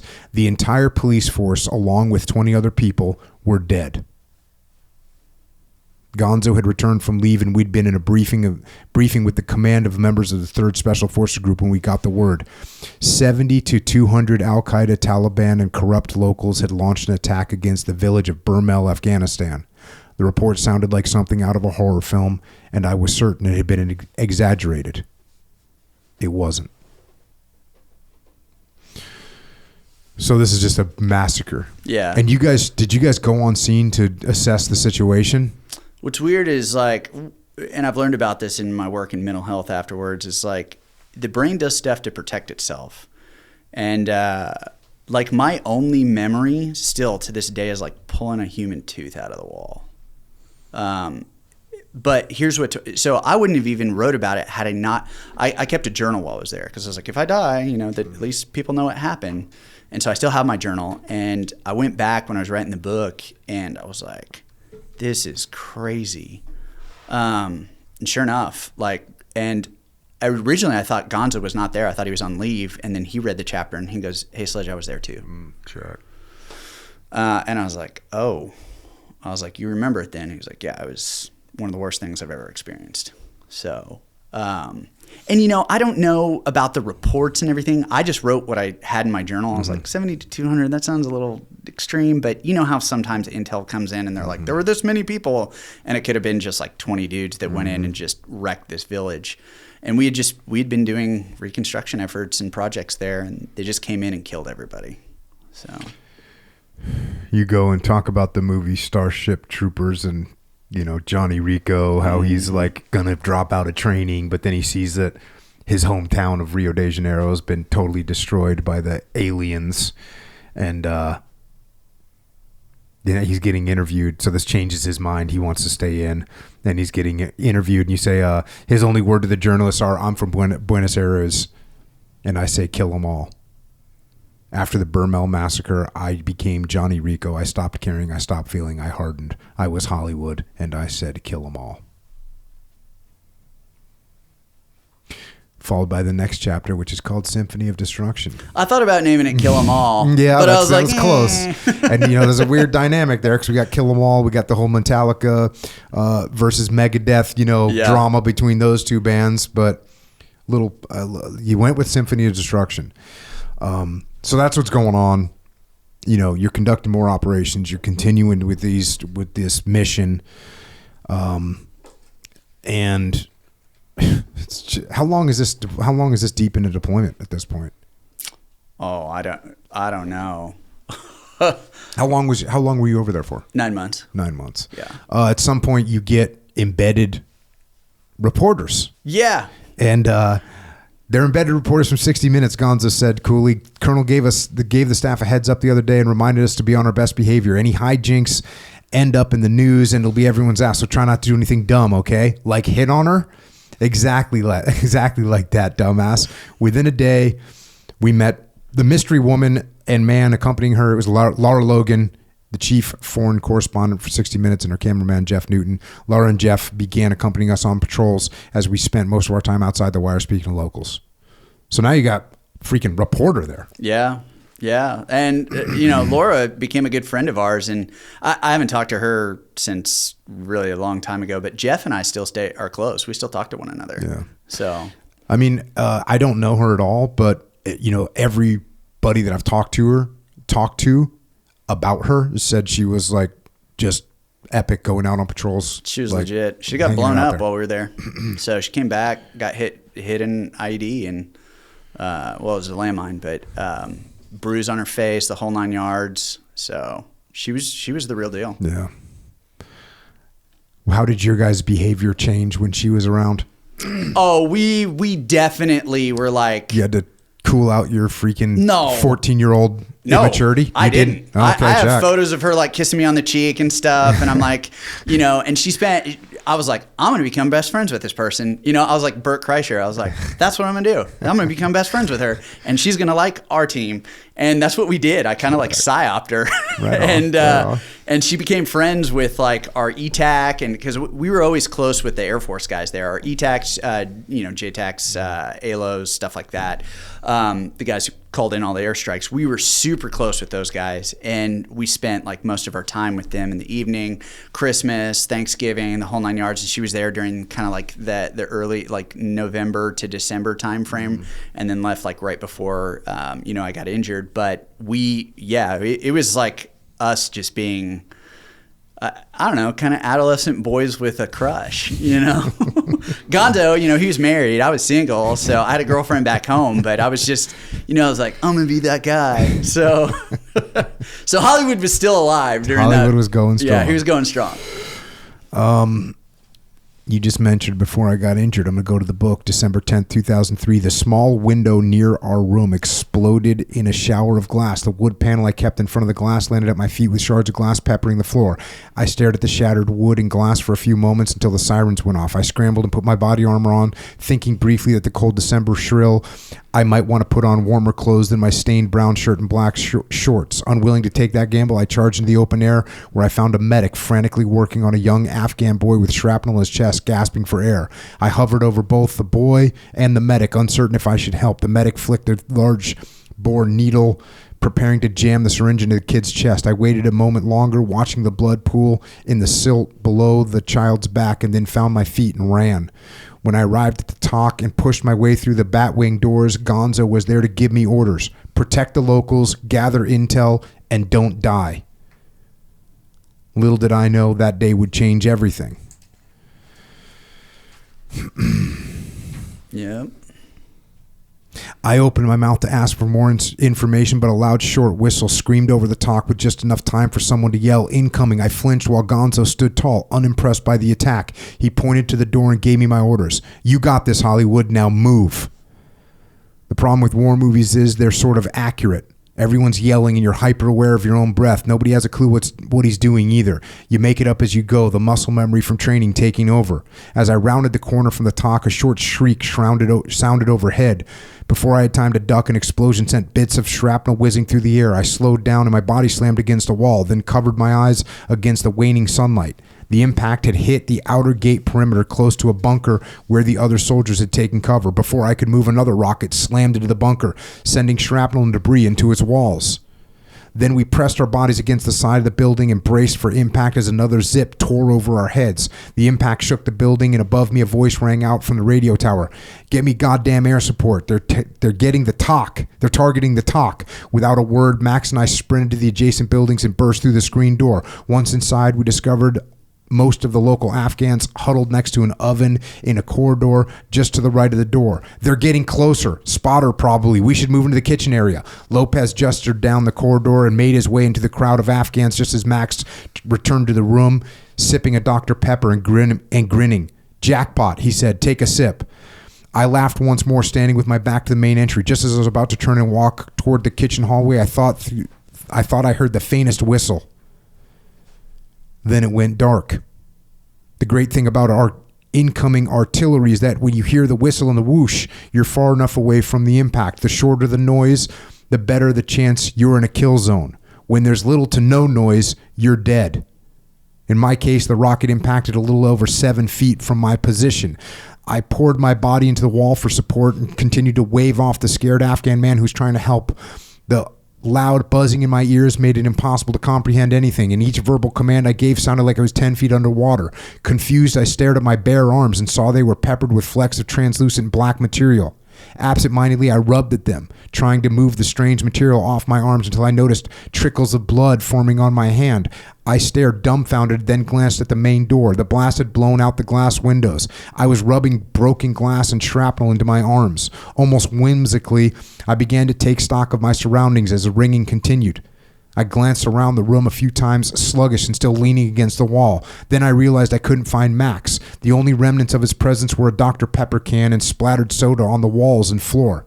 Feeling groggy in my head didn't help, which led me to conclude the shelling had vaporized him. "Max!" I yelled as I found my footing and grabbed my right ear. The buzzing was subsiding, but now throbbing grew more intense. "Max, where are you? Where the fuck are you? What the fuck was that?"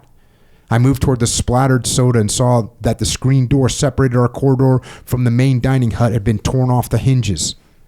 The screen netting hung limp. Inside the room, tables and chairs were flung about as if a small child had been throwing a tantrum.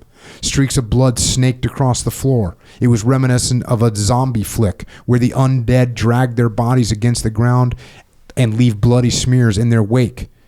My eyes traced the blood trail to a corner where I found Max. He was sheet white, rocking back and forth and holding his arm. I could tell he was mumbling something over and over, but with my own hearing muffled, I couldn't make it out.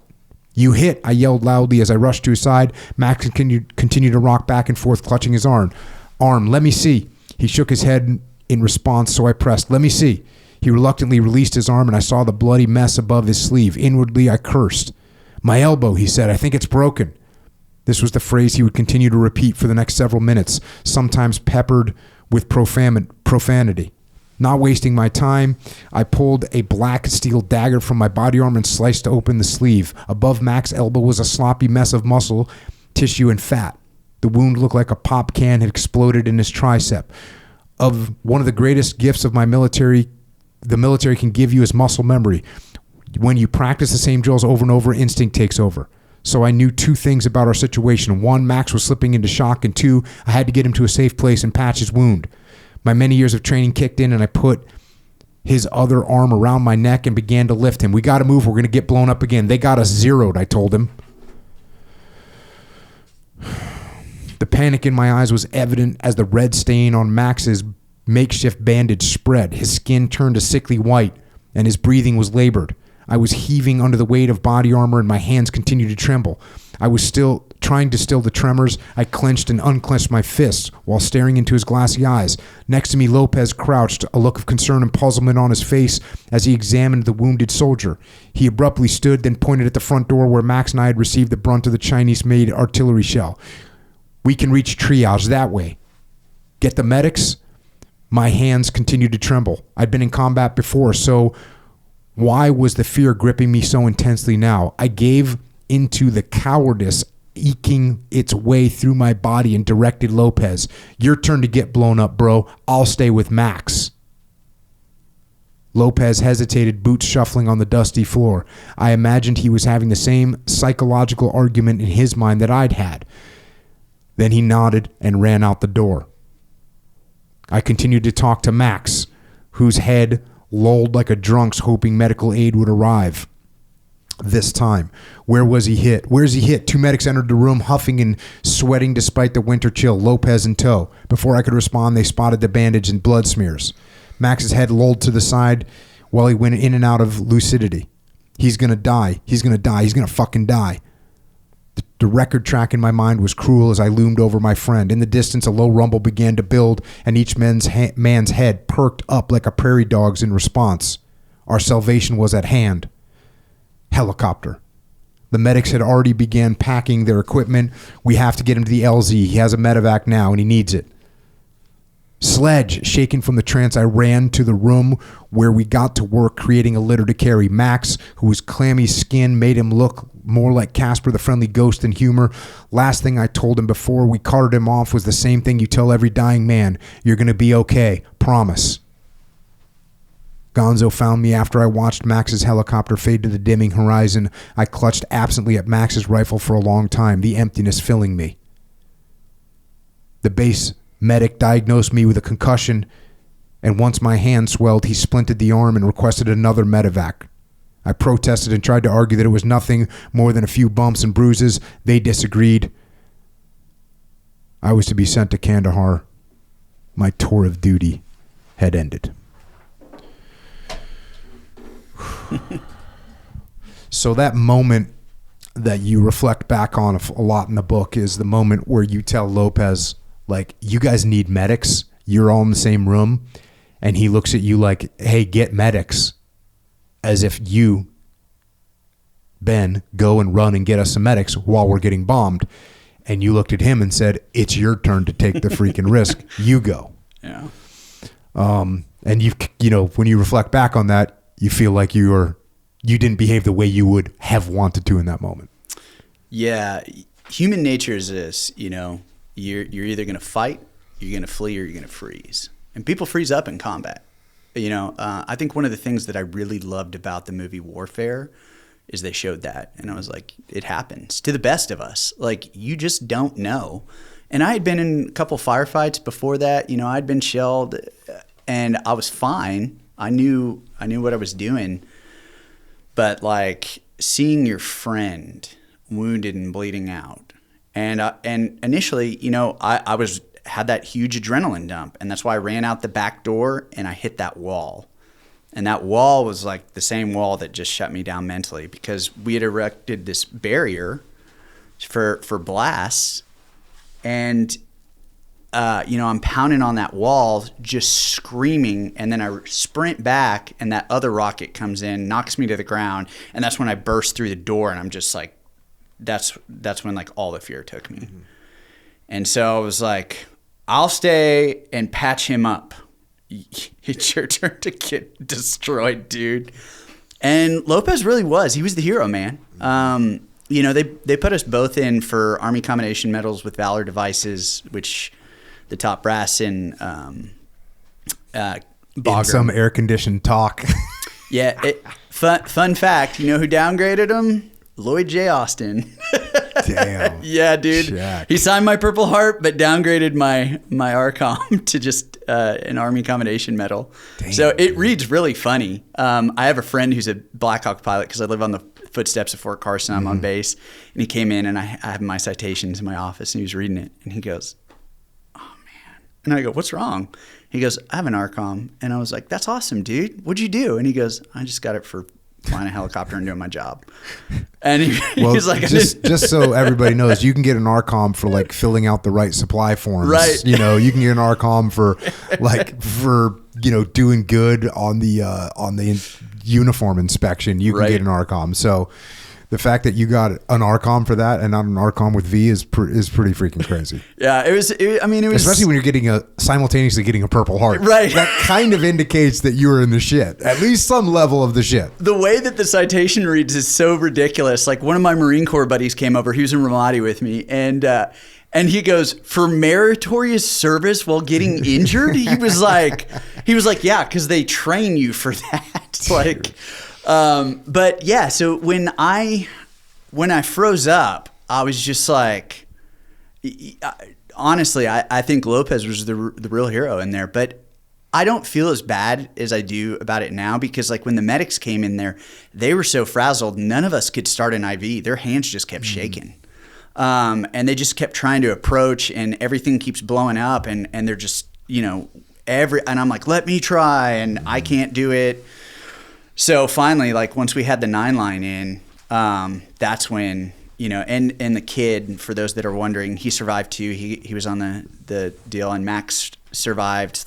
And Max and I are best friends to this day. Like he just moved back to Colorado. He finally retired out of the Army. He joined clandestine special operations unit out of JSOC, Joint Special Operations Command. So that's not his real name, so don't go looking for him.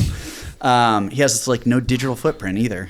So he's just one of those guys, and we've remained best friends to this day. Like our goal in life is to eventually retire and then just work together at a brewery pouring beer for people.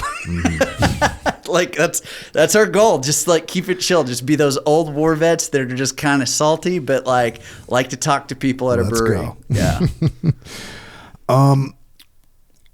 You got this buddy, Kyle. Yeah. Who's, I guess his real name is Danton. Yeah. Danton Kyle Sightsinger. Yeah.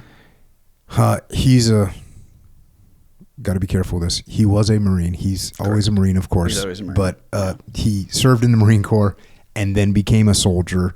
He's a friend of yours, and he's a friend of the family. Mm-hmm. And he ends up joining the reserves like you. And what, you guys are both from Oklahoma? Yeah. So just give me a little background on the connection between you two. So Kyle, I had met. He went by his middle name. I met him at my unit, and he was larger than life too. But he was one of those guys that it was just infectious to be around. Everybody loved Kyle, like everybody. Even if he was just doing ridiculous, jacked up stuff, they were like, "Oh man, he's funny. He's a funny guy, and he's a fellow metalhead. We get along great. He wants to be a journalist and an author." And so he's going to college for journalism. Mm-hmm. And he had done covered the Miss America pageants down in Panama and everything. And so we become close, and then he becomes close with my parents.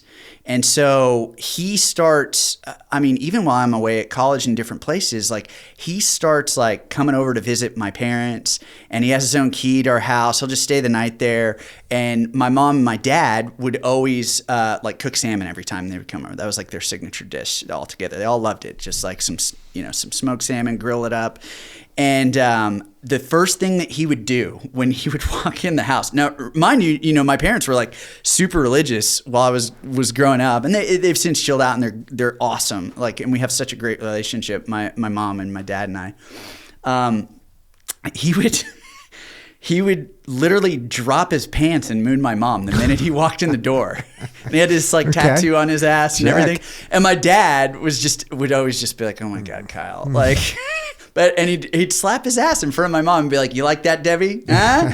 And so he became my mom's third son. Mm-hmm. So she was just so close with him, and had her own relationship with him, and just considered him part of the family. Yeah. So we were just kind of inseparable, and then I got injured, and so I spent my last month. Because they had said, "You can go home, you're dead weight." And I was like, I'll do what I originally was going to do. I'll stay in the headquarters element in Kandahar, and I'll answer phones, radios. And I was carting interpreters around, and that was really difficult because my right arm was broken, and they had cast it. And so it was like this, where I was doing a thumbs up, like I was the Fonz the whole time. I'm like, "Hey," But the Hiluxes over there have the driver's side on the right side, and it's a stick shift. So I'm my arm's broken. I'm trying to stick shift and do this, and I'm like having to like move these interpreters around. And so I ended up staying, and then Kyle came to replace us because we were getting replaced we were doing left seat, right seat with guys from our unit. And so he had actually been on stop loss because, at that time period, you have a two-front war going on. They need soldiers that are highly specialized in specific areas. So you can't even leave if you're going to get out. So he had wanted to go over to the Navy and do journalism, but he got stop loss, found out like, hey, you're going to Afghanistan. And so he comes in to replace my team. And you guys actually see each other in Kandahar. Yeah. I'm going to go to the book here. Kyle turned to face me, his usual playful demeanor gone, searching my face for answers. I'm just worried about dying and leaving my family to deal with the wreckage. I knew the feeling, but in war, it served no purpose. Now was time to shoot him straight. He needed the truth. You're dead anyways. I responded with cold, calculated precision. It was Kyle's turn to frown, but I continued, undeterred by his countenance. The minute you walked into theater, you became a dead man walking. There are no guarantees in combat. You're always one rocket or bullet away from a dirt nap. The trick is convincing yourself that you're already dead so that every day you wake up breathing, it's a gift. Dead men have nothing to fear, so the sooner you make your peace with death, the faster you'll be able to do your job. Despite the truth of these words, I've regretted them every single day of my life since. I wish I hugged Kyle and said something comforting like, bro, you got this. Maybe you'll even get to see Tina Turner while you're out here. I wish I had told him that he was my best friend and that I loved him, but I didn't. Instead, my last words to one of my best friends were nothing more than to prepare for his demise and not be a pussy about it. The next morning, he would board a helicopter out to the border areas, and I'd be in a C-130 military transport headed for Fort Pope Airfield. I got word while at Fort Bragg. I'd been on the phone with my mom when Kyle's dad called her. Once she switched back over, there was only wailing.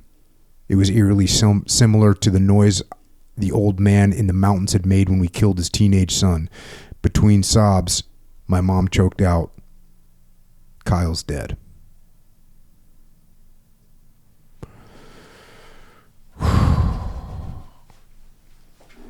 So you get home, and that's what you get home to. Yeah. Yeah, it's brutal. Tore his family apart. Yeah, my mom and I, we still, we every Memorial Day we'll drink a beer, and his favorite beer was Corona, so like we would just drink a Corona with him, in honor of him. But the last thing that he gave my mom is this stupid fresco painting from Panama when he was covering the Miss America pageant. And he told my mom, he's like, you got to keep this for forever because you'll remember me by it. And she's like, Kyle, this is ugly. This is disgusting. I'm never going to keep it. Well, now it's like proudly displayed in the house, and it looks weird and out of place.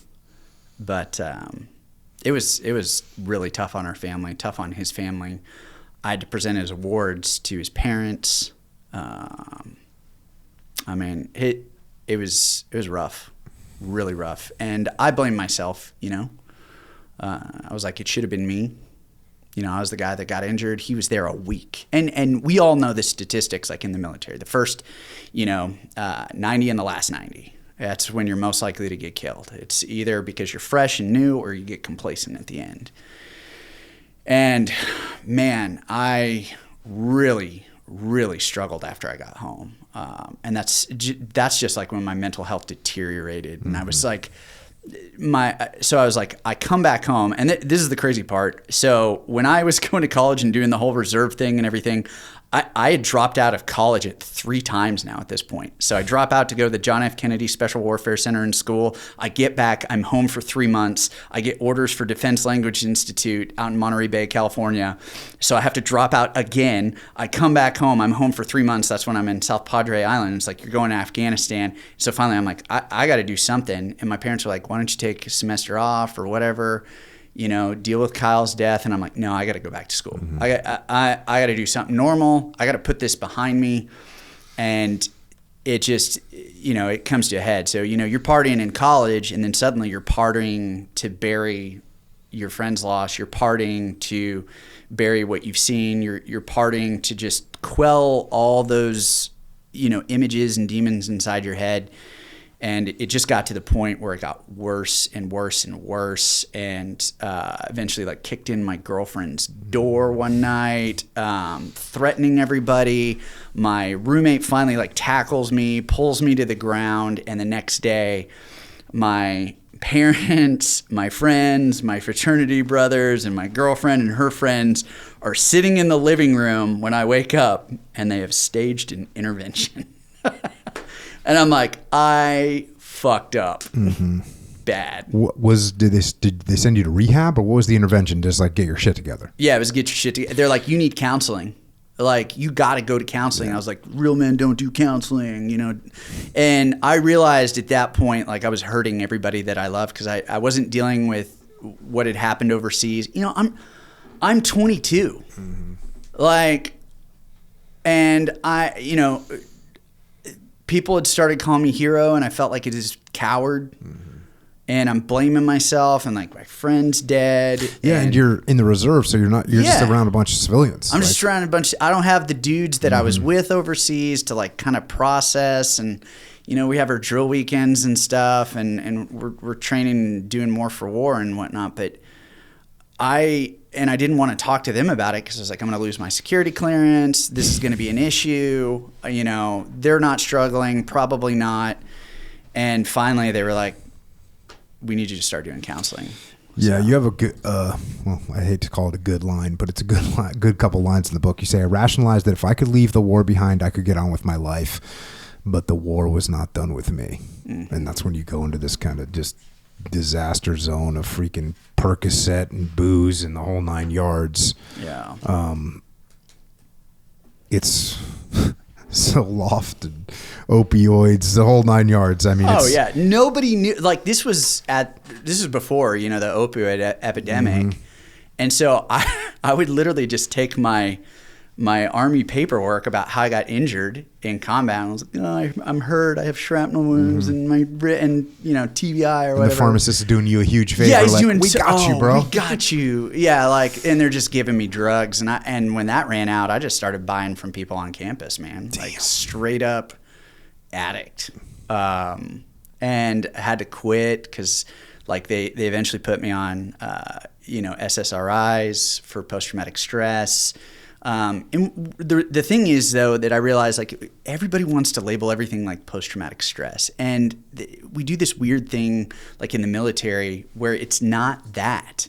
Post-traumatic stress it's a stimuli based on a traumatic incident. So, you know, women, the traditional thing you've always heard about, women who are raped in a dark alley don't want to go down a dark alley. You know, vets don't like being around fireworks if it sounds like, you know, and so you do these things called exposure stimuli is one of the ways that you can overcome post-traumatic stress. It's small incremental, you know, exposure to whatever that traumatic incident was. And now you have people getting out of the military who've never served a day in combat, and they're getting labeled with post-traumatic stress. And I'm like, I know so many in like Colorado Springs. I was like, this is ridiculous. And what they're really dealing with is transition disorders. And it's because they had everything, that cohesive camaraderie, the brotherhood, the sisterhood in the military, to where they had somebody who had their six. You know, they've always got their back. They know exactly what they're doing day in and day out. Then they go into the corporate world, and instead of people having their back, their coworkers are trying to, you know, get ahead of them. And then the CEO is trying to make as much profits as possible, and it's everything antithetical to the military, and they start to struggle. And so they're like, oh, I have post-traumatic stress. And I'm like, that doesn't make sense. But for a lot of combat veterans, what I've discovered is we deal with what's called moral injury. And that's the psychological damage and shame that occurs when you have to do things that violate your sense of right and wrong. And it's everything that you see in a, you know, large-scale combat operation. Dead people, shooting a woman or child, you know, that has like a suicide vest on or something of that nature. It's, you know, having to pull the trigger yourself, like, and reconcile your humanity after that. And so we live with the consequences of those actions. And so the VA and other people started labeling it complex post-traumatic stress disorder. I'm like, that's not it. It's moral injury. And so even though I went in for post-traumatic stress counseling, what I was really dealing with was moral injury. You know, Kyle's death, what I had done overseas, what I had seen, the choices of my actions, like leading that interpreter into that minefield. Like, that's moral injury. I did things that violated my sense of right and wrong. And so I met with a counselor there and started going weekly, and it was good. But I didn't feel like I could be fully honest. So I didn't really fully heal. And then, like, the strangest thing happened, and I'm sure you know this feeling. You start to miss war. Well, luckily for you, the good old United States of America had more Oh of it man, for they you. had 20 years of it, baby. Gonzo, Like, just Gonzo lock it rolled up, and you're like, "Hey, dude." He's like, "Hey, we can go to Iraq. Takes him all of 3 minutes to convince you, or whatever, that hey, we can make this happen." And I still can't believe I did that. sure enough, yeah, here you are in the condition that you're in. What will help me out is more war. Yeah. So you guys show up, and of course, you show up in Ramadi. Fast forward a little bit. Everyone calls it the meat grinder. Lance Corporal Zachary Borley told us. We hit an IED on our first mission out. Wagner and I glanced at each other with eyebrows raised. Route Michigan was the major thoroughfare in Ramadi, and it was loaded with IEDs. In fact, 6 to 10 kilometer stretch that ran through Ramadi was the most IED'd in all of Iraq when we arrived. That's always reassuring. You remember that? Like, it was just permanently black? Do I remember it? Yes, I remember it. It's just black. It's just like You don't 7 to go 10 down. IEDs a day. And actually, one time I went down Route Michigan, I was in a Buffalo, like one of the mine-resistant vehicles. And I was just a passenger. So I'm like in the back, and it's huge. And it's massively like mine-resistant. And there's white lights. They're just looking at the ground. But it was the weirdest thing, because it was the only, when you're in a Humvee, you're freaking scared shitless, and you're freaking looking out the windows, and you're like waiting to get blown up, and you can't really see that well because you're hunkered down. Your night vision sucks. So here we are going 3 miles an hour down Route Michigan, white lights on, and it was just such a trip. But what I remember about it is there's just freaking crater holes. Like everywhere. Mm-hmm. And 7 to 10 IEDs a day. So yeah, do I remember it? Yeah, I think everyone remembers it. I just can't believe they got blown up in a bucket truck. They just put sandbags in. Yeah. Like, that's the dumbest thing.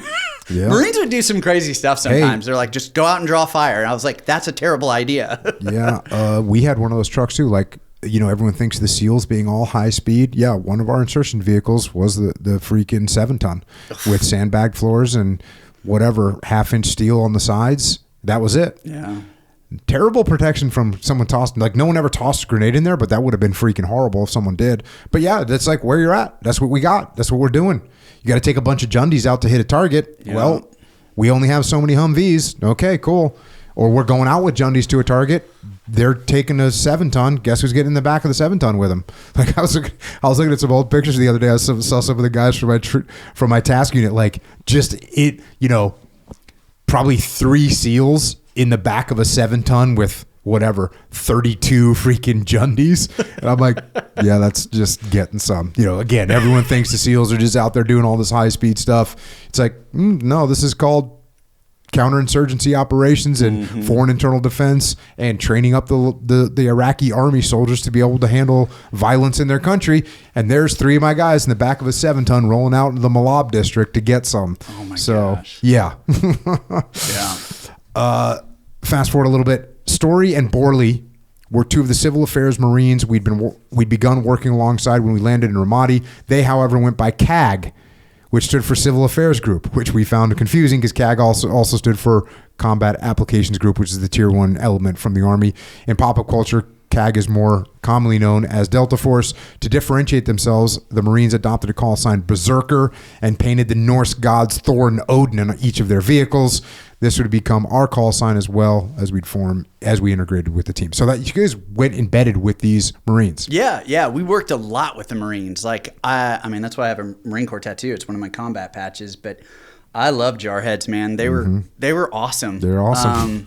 I'm still close with Borley and Story.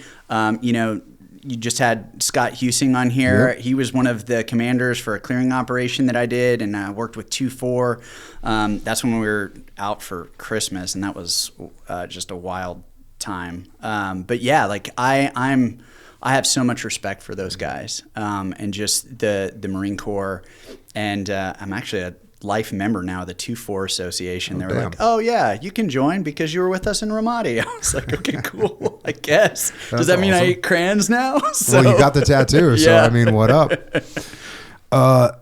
And again, it's going now. You're in a very urban environment in Ramadi. It's a city.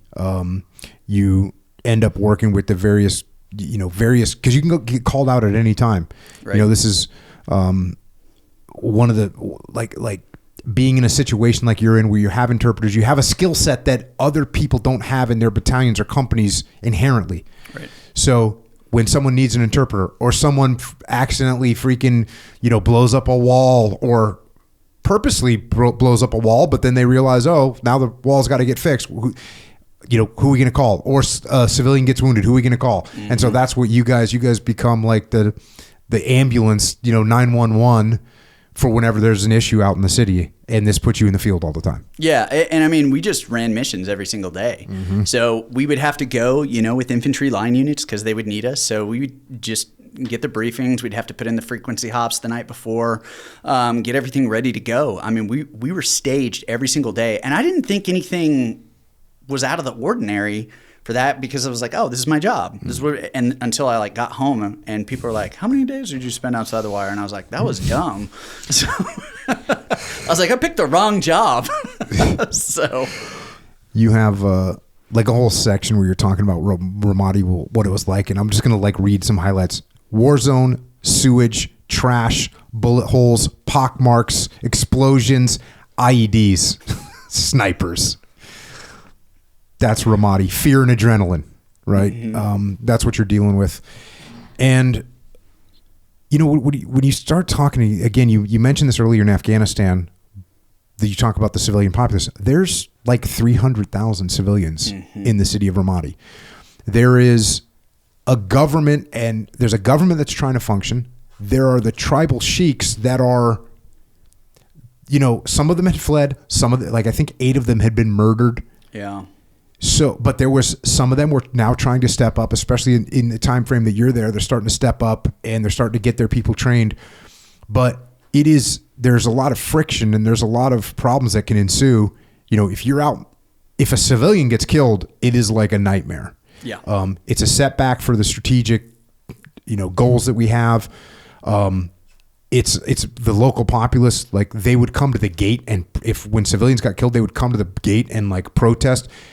I remember that. I had forgotten about that. Yeah. It's like a severe situation, and yet you're the guys that are the ones that have to go out there and mop it up if it happens. I don't know if you guys had to deal with that. All the time. I think the worst things that, and this goes back to moral injuries, we had to pay families for their kids that had got killed. Hey, sorry we accidentally killed your kids. Here's $10,000. How do you live with that? Mm-hmm. So. Yeah, it's just awful. And that's one of the, I always tell people if you think you're going to go to war, if you think you want to go to war, you better recognize that Americans are going to die and enemy are going to die and civilians are going to die. And anybody that thinks it can be so surgical that no civilians, and look, America goes through the most extreme efforts to prevent civilian casualties. I mean, it's awe-inspiring to see the efforts that get made to make sure that no civilians get killed. Correct. But civilians are going to get killed. They're going to die. And it's awful. And, that's one of the things, like you mentioned, that's one of the things that it's just unavoidable in these scenarios. And you guys are the ones that have to go out and try and, like you said, it's a reimbursement, which again, that does sound cold to Americans. It sounds colder than it is for them. For them, it's that's part of the way the culture works. Oh yeah, we get this. Doesn't make it any easier. Fast forward a little bit. I got to mention this guy, First Sergeant John Batista, because he sounded like he was just a stud. Yeah, he's a cool dude. That's not his real name, but... Oh, okay, cool. Yeah. Then you say another soldier I came to respect and admire was Captain Travis Patriquin, former Special Forces soldier. He became the Civil Military Operations Officer, 1st Brigade, 1st Armored Division, that oversaw all of Ramadi, the Marines, and TF-177. Having a fellow soldier who understood civil affairs mission so well made our jobs easier, and I had the honor of attending a hilarious brief in which he used PowerPoint slides full of stick people to teach the command staff how they could win in Al-Anbar province. I've talked about this a bunch on the podcast with basically with everyone that's been to Ramadi. Everyone knew Travis. Travis Patriquin's plan was simple: win over the local sheikhs, recruit his men to the Iraqi police, dump money into civilian military projects that benefit the community by hiring local contractors, get water and electricity restored while giving credit to the sheikhs, then sit back and watch the area become pacified. That was the goal. Again, that's why it's so important to protect the civilian populace, because you got these sheikhs that are trying to convince their men to join with the coalition. If you accidentally kill a civilian, like, they are not going to come on your side. So that's, shows the insight and the strategic insight that Travis Patriquin had, and those efforts to make Ramadi become pacified. And then you say in the book, he just never lived to see it. Patriquin, along with 2 others, died when his vehicle was hit with a series of daisy-chained IEDs, creating catastrophic explosion. When we arrived the following day, the char marks, crater, and remnants of the vehicle told the story. No survivors. Wagner was the most incensed, driving down a road loaded with IEDs in the middle of the day for a fucking photo op with Ollie North. And that's a little of the backstory. I didn't mention it, but the backstory was Ollie North was there, doing a news story. And they were driving down to Cop Falcon. Yep. On Route Sunset. And then you say, I believe Patriquin's death helped fuel the Anbar awakening, and what you believe has been confirmed. Like other people that have come on the podcast explain that when that happened, like, he was so popular with the sheikhs that they were like, oh, we're not putting up with this anymore. So yeah, they're like, we got to go kill everyone. A huge piece. I remember Sheikh Sitar was so pissed. Yeah. The local sheikhs became furious about the death that they began exacting vengeance against the insurgency. Having these new allies prompted the change we needed, but before things got better, they got far worse. Little did I know we'd be fighting for our lives in the middle of what history now refers to as the Battle of Ramadi. Travis Patriquin, Major Megan McClung, I think she's the senior Marine Corps officer that was killed in Iraq, and then specialist Vincent Pomonte, who I think he was one of. He was one of the drivers. He was one of the drivers. He was one of Colonel McFarland's PSD. I'm pretty sure, and he was on loan. So that was December 6, 2006. Freaking outstanding people. And of course, the war doesn't stop. No. Like, these things happen, and you're going to go back in the field, and that's what's going on. And you just mentioned that we had Major Scott Houston on the podcast, and you got a section in here about Marines from Echo Company, 2nd Battalion, 4th Marine Regiment would assist in the blitz to rout the insurgent strongholds and reclaim the city. That's out in Tamim. And you described him as a Marine officer with a chiseled jaw. You can't see it now because he's got that giant beard, and his hair's all long. And I'm like, bro, how are you keeping your hair? The rest of us are all losing it. Yeah, it's awesome the way you perceived him too. I found he was interested in learning from those who'd been in Ramadi and extensively patrolled the areas we'd be clearing.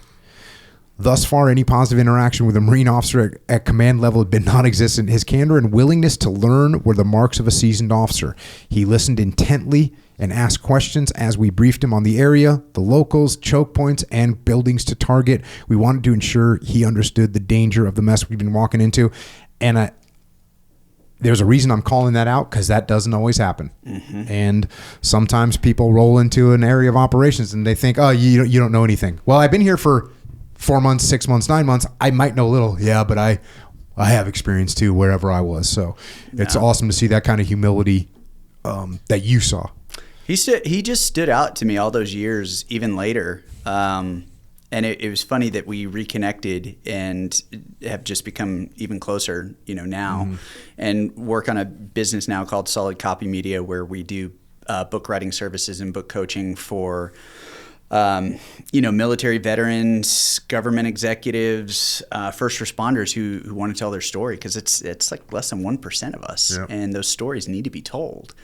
And so we just want to help our fellow veterans, but like having Scott to do all that, I wrote that before like we ever reconnected because That's awesome. he stood out so much in my mind. When did you arrive in Ramadi? October 06. Yeah. I left October 21st, 2006. So we were just like, so we just missed each other. Yeah. Because Team 5 took over. And were you guys in Full Metal Jacket at Corregidor? I had an element of guys in Full Metal Jacket at Corregidor. So yeah, we were the guys that set that up. Okay. For the SEALs. The SEALs prior to me, the task unit prior to us didn't have guys permanently over there, and then I put guys permanently over there, and then the Team 5 guys just came right in on our footprint. Okay. So they put guys in Corregidor and guys on Camp Ramadi. So fun story. I have a theory, and if you can prove me, were you guys listening? You remember how in Warfare it starts out with the "Call on Me" video and everybody's jumping? Were you guys listening to that before? Like, because here's what happened from my perspective. This is crazy. Let's go. So I'll ask the guys because I know. Yeah. So here's what happened. So prior to us deploying, my brother had showed me the "Call on Me" video, and I know it was like kind of rampant during the GWAT era, but we would play it to get hyped up for everything. So we just every day. And so, and I want to tell this story a little bit later, so make sure you ask me about it. It's not in the book, but it's about some of the men that were part of my unit their stories deserve to be told because they're heroes.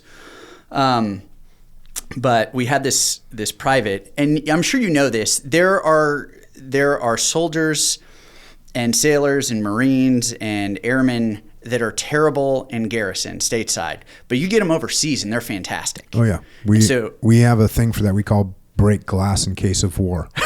Like there's a guy you got to keep him in a glass like jar because when you're out on liberty, you take him out drinking. Like there's going to be fights, there's going to be problems, there's going to be mayhem, and so you got to keep him like apart from normal civilians. But then in war, this is the 100% guy you want. Yeah. So we had a guy like that. His name is Dustin Hahn.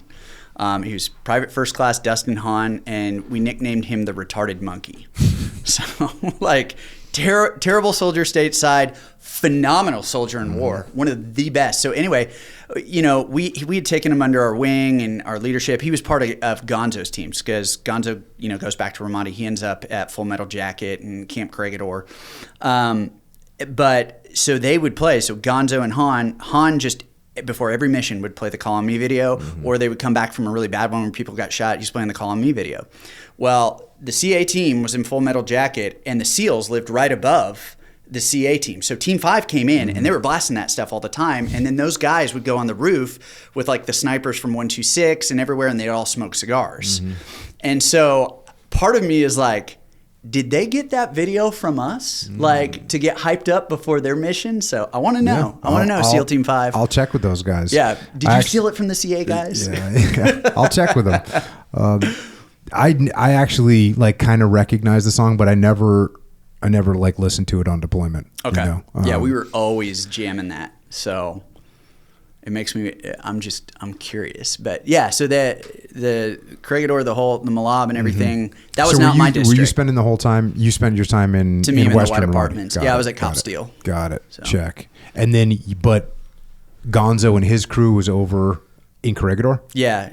I mean, you knew how the city was. It was just violent. Yeah. So we had to take over like different cops. So our civil affairs teams, we work in 4-man teams.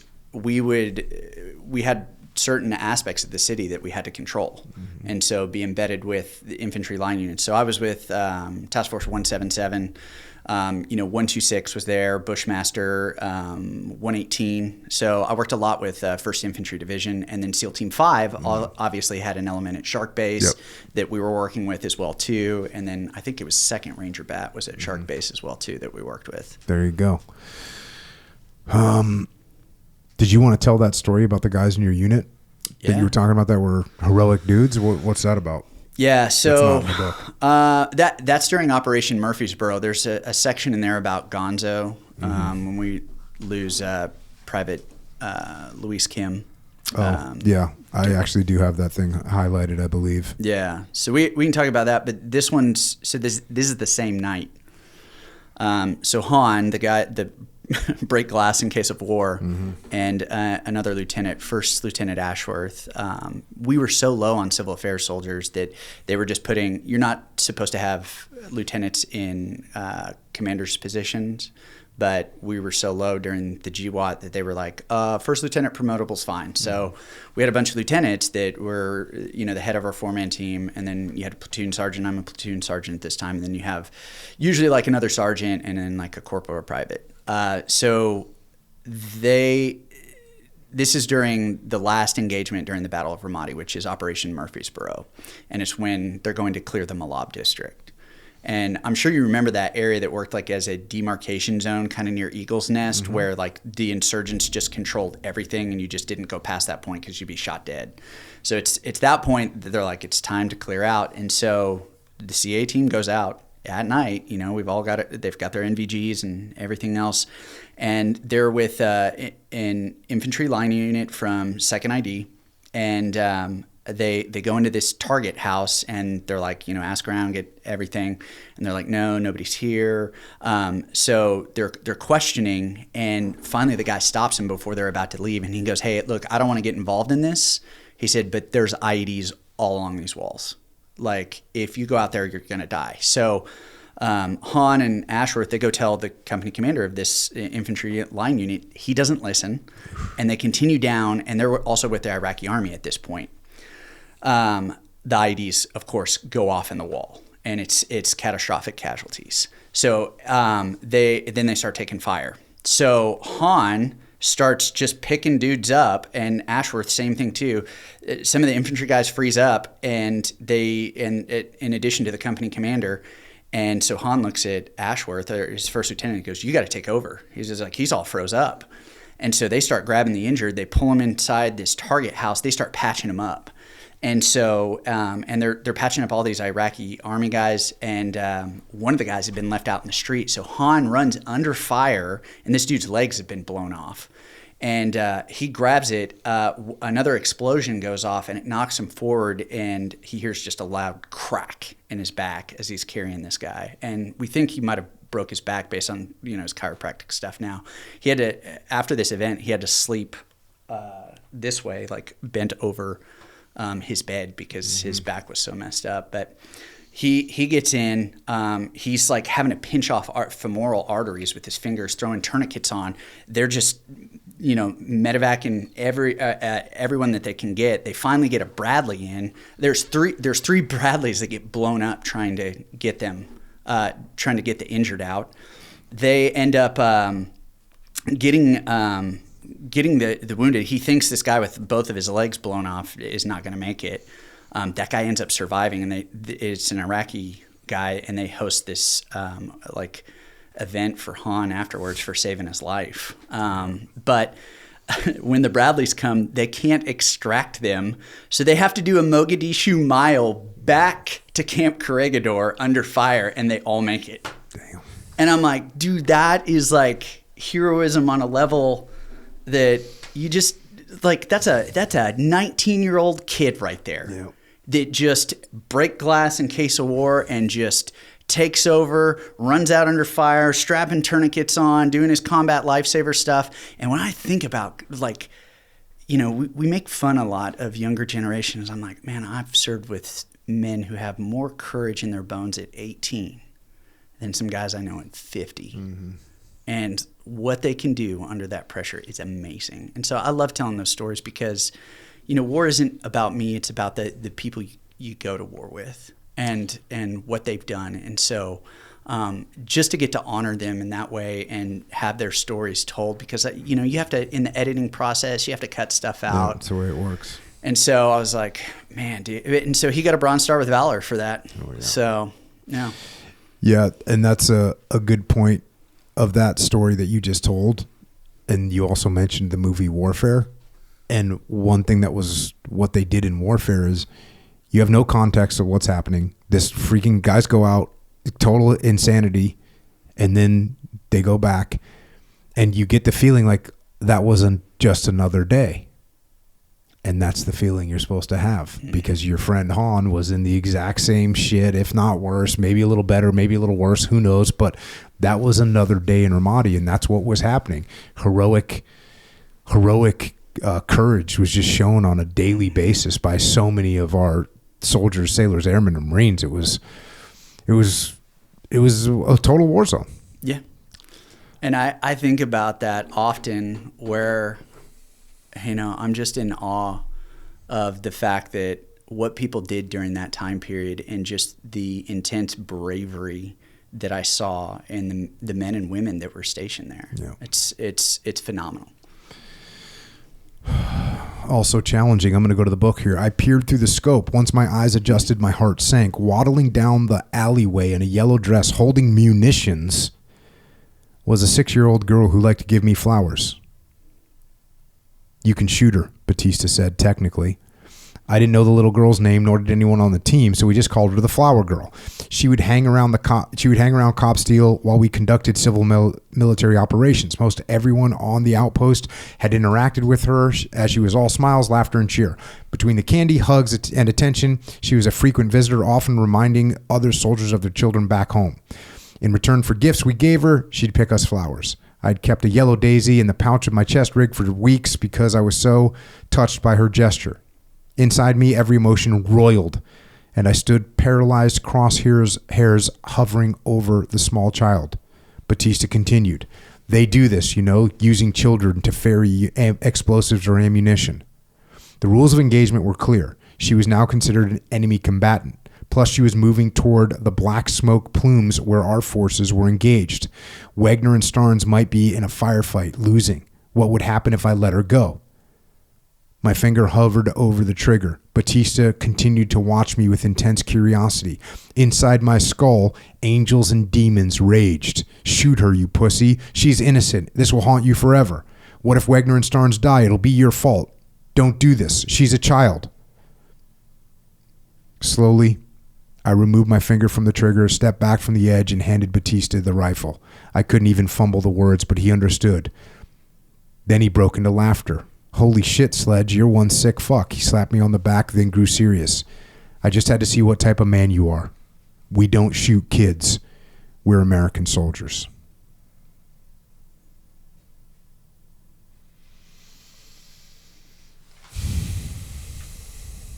Check.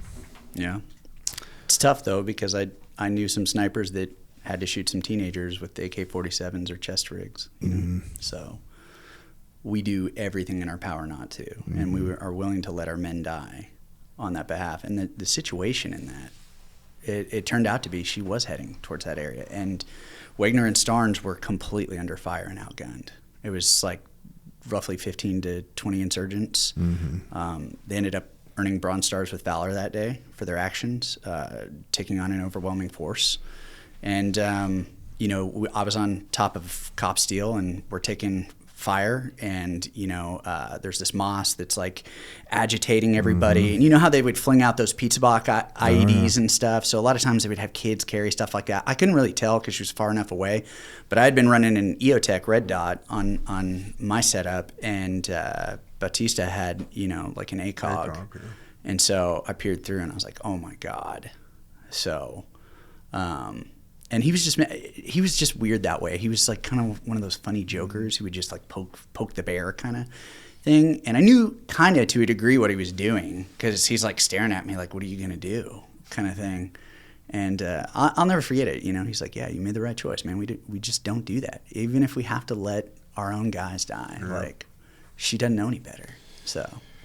Yeah, she's probably got her mom is back in the building with some insurgent with a pistol to the mom's head, saying, "Carry the stuff over there." And that's the way they got a lot of suicide bombers. Suicide bombers aren't, a lot of times they're not, "Hey, I want to martyr myself." A lot of times it's like, if you don't do this suicide bombing, we're going to kill your family. Yep. Yeah, you were talking about Operation Murfreesboro. Private Louis Kimmy Kim killed in action 20 February 2007. It's just constant. I'm going to go to page, advance a little bit, because you start to have a little intervention on this deployment. When my eyes adjusted to the low lighting and plywood pews, a ramshackle altar with a cross at the front greeted me. The room held a hodgepodge of Catholic and Protestant iconography and literature. Apparently, the building couldn't figure out if the Pope or Martin Luther was in charge. I walked a few steps down the aisle, hand brushing over the tops of the pews, and paused. I couldn't remember the last time I'd been in a church except for the few times I'd been with April. That was your girlfriend. Can I help you, my child? I wheeled toward the voice, instinctively grabbing my rifle, but stopping moments before the automated response to raise the weapon toward the threat kicked in. The man in front of me wore Marine Corps fatigues with a little black cross over his name tape to identify him as a chaplain. His round face carried no animosity or sternness, as was the case with our warrior caste, but a quiet and gentle demeanor. Bits of red lines flecked his nose, either due to a harsh Iraqi desert or a drinking problem. I wasn't sure. I relaxed and let my rifle slip from my grasp and hang once more from the sling. Sorry, I just wasn't looking around. I went to move past the man, but he held his palms open. What brings you in here today? I laughed. Curiosity? Then I eyed the name tape. Rocheford. Am I saying that right? Rocheford. And added, Pastor? He smiled. Father, actually. My wife is Catholic, I offered. Forgive me, Father, for I am not. My tone oozed mock piety. Father Rocheford. Smile didn't diminish. And so you end up developing a relationship with this guy, Rocheford. Am I getting that right? Yeah, Rocheford. Sorry. Father Dennis Rocheford was a Vietnam veteran and one of 6 men in his company to survive the Tet Offensive. Meeting a non-vet still serving was unheard of. So many who approached the priest for counseling did so with respect and reverence. The man was a legend in the Marine Corps and Navy. I didn't know that at first. That's freaking crazy. The dude was a Vietnam in the Tet Offensive. Yeah, he was wounded in action there. Yeah.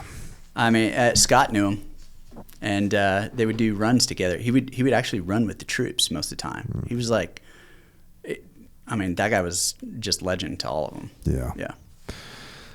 Yeah. Another story you tell in here, Saber 7. This is Red 7. We're in contact with 75 to 100 insurgents. What the fuck did they just say? Wagner exclaimed. Apparently the radio operator needed the clarification as well because the next transmission was frantic. We are in contact with 75 to 100 insurgents and are running black on ammo, requesting immediate QRF. Starnes whipped the vehicle around and started heading south to provide quick reaction. Requested. Jameson was already on the net asking for details as the attack had come from the remote area where we'd just been. Berserker 3, get off the net and return to base. Request to engage denied. Mm-hmm.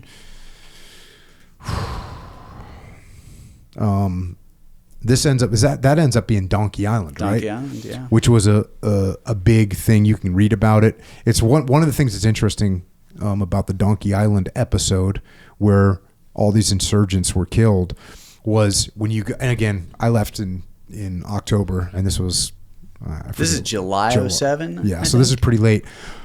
But when you read like the American reports, it's all these insurgents killed. And the like Al Jazeera reports are civilians are killed. Yeah. And no, they were all suicide vests. Yeah. In white garb, the white Ked shoes, like the whole 9 yards. Just full on suicide bombers. Uh-huh. Yeah. So but it's one of those ones where you guys are trying to get down to their help and you get told no. Yep. Did you ever figure out why you got told no? They already had a QRF on the way. And I mean, we were the closest element. We were out past like the glass factory and a little bit south. Mm-hmm. And we were pushing hard for it. But they would not let us because we were already RTB. We were like, and how many vehicles did you have with you? Just 3. Yeah. And you got 3 vehicles and they got a proper QRF heading down there, probably some Brads, maybe even some Abrams. So they had to send in that was a big one. Aircraft too, like the helicopter. They had to. Those guys got like distinguished flying crosses because one of the pilots strapped himself to the bottom of the helicopter so that they could put wounded in. Yeah, that was nuts. We've had some Apache pilots on here. They got a name for what do they call it? Like a stirrup ride or something like that. They got some horse name for doing that. That's like a protocol. Whoa. They have like a little thing to clip into if they have to. Or they can either clip wounded guys into it, or they can clip themselves into it and put the wounded guys in the backseat of the helicopter. Yeah, that's what they did. Yeah, it was so wild. And like, I mean, the tough part too, just that was a fluke. They just had a presence patrol that was out there that got hit and got hit bad. And like one of the guys, because there was all these reeds in that area, and so when they got out, they were like hiding in the reeds and stuff too. One of the guys got a confirmed kill with a pistol because they were black on ammo. Jack. That's all he had. So, I mean, it was pretty wild. Jack. You end up, you got some stories in here about some of the other things that are going on over there, like making friends with the base dentist and getting Novocaine shots and whatnot. So that's always interesting. My fratty behavior had not left me. Yeah, I was trying to take care of Starnes because he was starting to fray, and I could tell like just the way that Gonzo had when I was in Afghanistan. Starnes is 19, you know, and I know his family. I promise him, you know, hey, I'm gonna get your son home, and like he's been through the ringer at this point. You know, I'm like a 19-year-old kid dealing with like what we saw in Ramadi is pretty nuts. And, you know, we'd made friends with the base dentist, and I was like, hey, do you guys have laughing? And we were like drinking in there, you know, because everybody gets their booze and their care packages, and you're not supposed to. But I was like, do you guys have laughing gas? And he's like, no, it's under like kind of lock and key. I was like, do you have Novocaine? And they're like, yeah. And I was like, shoot me up in the face, and then I want you guys to punch me as hard as you can. Like it's like Fight Club, basically. I'm just being a dumb idiot. Like there's things that I'm proud of that I did as far as like leadership, and then there's other stuff where I just reverted back to my stupidity. You know, if you gave Starnes a fun night and got his mind off the freaking killing and death, the good on you, man. Oh, he laughed about it. I mean, Wagner rebuked me in the morning. He was like, hey, man, like, can't be driving a Humvee on base drunk, dude. You know, I was like, that's true. Yeah, that's not going to work out well. Yeah. Speaking of facing tough times when you're on deployment, you get that phone call. You know what? In the Navy, we call it the Dear John phone call. Same thing. So April was your wife at this point, right? Okay, so I kind of messed up the chronology. She had been my girlfriend while I was in Afghanistan, and then became my wife after. And she says, "I'm filing for divorce. My counselor think it's the right thing to do." I exploded. Who the fuck is your counselor, and what type of ass advice are they giving you? But it is what it is. And you get, you know, like one of your guys, Wagner, Sledge. You know how sorry we are about your wife leaving you, right? But you're slipping on missions. And that's like, it's like one of those things. It doesn't really matter what's going on at home. Yeah. Like, we're sorry your wife is like leaving you, which is awful, but you're going to get us killed. You got to keep your shit together. Yeah. And you know, we were in that last 90-day window. So it was like, he knew what was up. He's like, if you get complacent, it's not just your life that's on the line. It's the rest of us too. Well, fast forward a little bit. Welcome Home, which is the Sanitarium song, Metallica. Come home. April refused to pick me up from the airport. The night I arrived home, standing in my faded uniform, bleached white by the desert sun, I felt like a failure as I waited to rent a car. Yeah. Elsewhere, other members of my unit would have spouses and family members to scoop them up, all smiles and relief, and said I had to figure out how to get home. And she had got a house while you were deployed. You had given her the power of attorney from the Jags at Camp Ramadi. And this is just a freaking nightmare. And again, so much more detail. Get the book. There's so much more information in here. Things don't work in Houston, which is where the house was, which is where you're going to live. And so fast forward a little bit. So into the night I drove, away from Houston, away from April, away from the problems. But as the 12-step saying goes, everywhere you go, there you are. So you can't really run away from these problems as hard as you're trying. You end up in Austin, lonely, no friends. Contemplated suicide. Yeah. And you say the reason people choose suicide isn't because they want to die, but because they don't understand how to alleviate their suffering. I didn't know how to end the internal torment I felt, but I also didn't want to die per se. When I was in a suicidal state, many people's thoughts turn to how others might respond in the event of their demise. So what's this black freaking hole like for you? So I am, at the time, I'm doing in between Austin and Houston at that point. I'm living on, I've like hit basically every veteran trope. Like I don't have a job, I've just gotten out of active duty. I'm home from Iraq. I'm almost 30 at this point. Mm-hmm. And all I've known for like my 20s is like I've gone to war or I'm training to go to war or I'm in war. Mm-hmm. And I'm like... Or you're throwing up Lunchables and beer in college. Yeah, that too. And so it just seemed like every day was like some new battle. It was just another new war. And I'm just, I'm divorced now. My wife has left. She's already found somebody new. She seems happy. I'm miserable. I'm like, what am I doing with my life? This is the worst. Like even the person that loves me the most or supposed to love me the most mm-hmm. doesn't love me. And I'm like, maybe I should just off myself, and then she'll know how bad So I'm like sitting, like it literally looks like a veteran stereotype. I'm sitting on the edge of this bed with this bottle, and I'm just drinking, And I'm like, I should do it. I'm not gonna be a pussy about it. I'm gonna do it. Freaking awful. And I had this like lightning bolt epiphany where I'm like, if I take myself out tonight, then I just gave the insurgency and Al Qaeda and the Taliban the win that they've always wanted. Yep. They took me out from home when things are comfortable. And I realized like I'm not going to let those guys win. I'm not going to let them win. And like, when I dove into my coursework in mental health, like you really realize like suicide is a state of ambivalence. Part of you wants to live and part of you wants to die. And usually when people tell you they're suicidal, that's the stronger part of them that's telling you that because they actually want to live. And I make it a point to point that out to other vets. Like if you told somebody you actually do want to live, because otherwise you would have just done it. Got it. And so, like I said, going back to human nature, flee or fight. And that's what your body is wrestling between. Do I flee or do I fight? Do I exit this world or do I keep going? And the reason people choose actual suicide, and I learned this under Dr. Kent Corso, who is one of the leading suicidologists in the United States. He's an Air Force veteran. Is they choose it because they don't know how to end the internal torment and suffering that they feel. If they did, they wouldn't choose that. Mm-hmm. And so part of that is recognizing, like, how do I take proactive steps forward to alleviate the suffering that I'm feeling, and how do I do that? And so that's when I had that, like, kind of epiphany. I'm like, I'm not going to let these cocksuckers win. I chose to live, but at the same time, like, I still had to deal with the after effects of that, because otherwise I was going to still feel that internal torment. How'd you know Bill? Bill was my friend from college. Okay. Like, because that's who you link up with in Austin, just to add some context here. That's who you're kind of hanging out with. He's kind of recognizing your downward spiral. Oh, yeah. Big time. And finally he says, maybe we should go to church or something. Yeah.